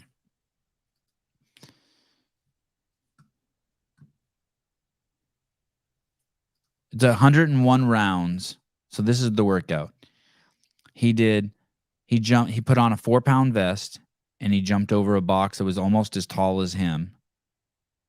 Back and forth 51 times. And on either end of the box did 2 burpees, right? So 2 burpees, climb over a fucking box that's almost as tall as you, 2 burpees, that's 2 rounds. And then just go back and forth and whatever, 50, 51.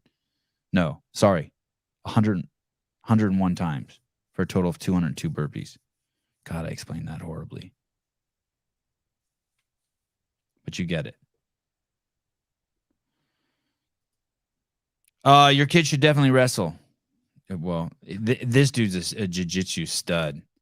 He's really good at jiu-jitsu. And he loves it. He kicked ass at his last 2 tournaments, gi and no gi. Yeah, and I probably should have him get into some more wrestling classes because the kids that he struggles with the most in no gi come from a wrestling background. All right. Bone Media, I'll ask him tomorrow, and it's pronounced Brown without the R. Oh, Bound. Oh, I like Bone so much better. I wish I wouldn't ask.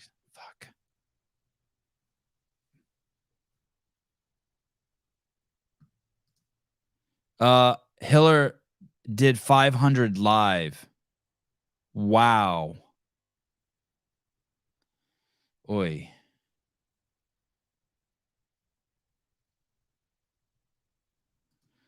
Probably feels better to watch your son do that than anything you've ever done. Dude, it was crazy.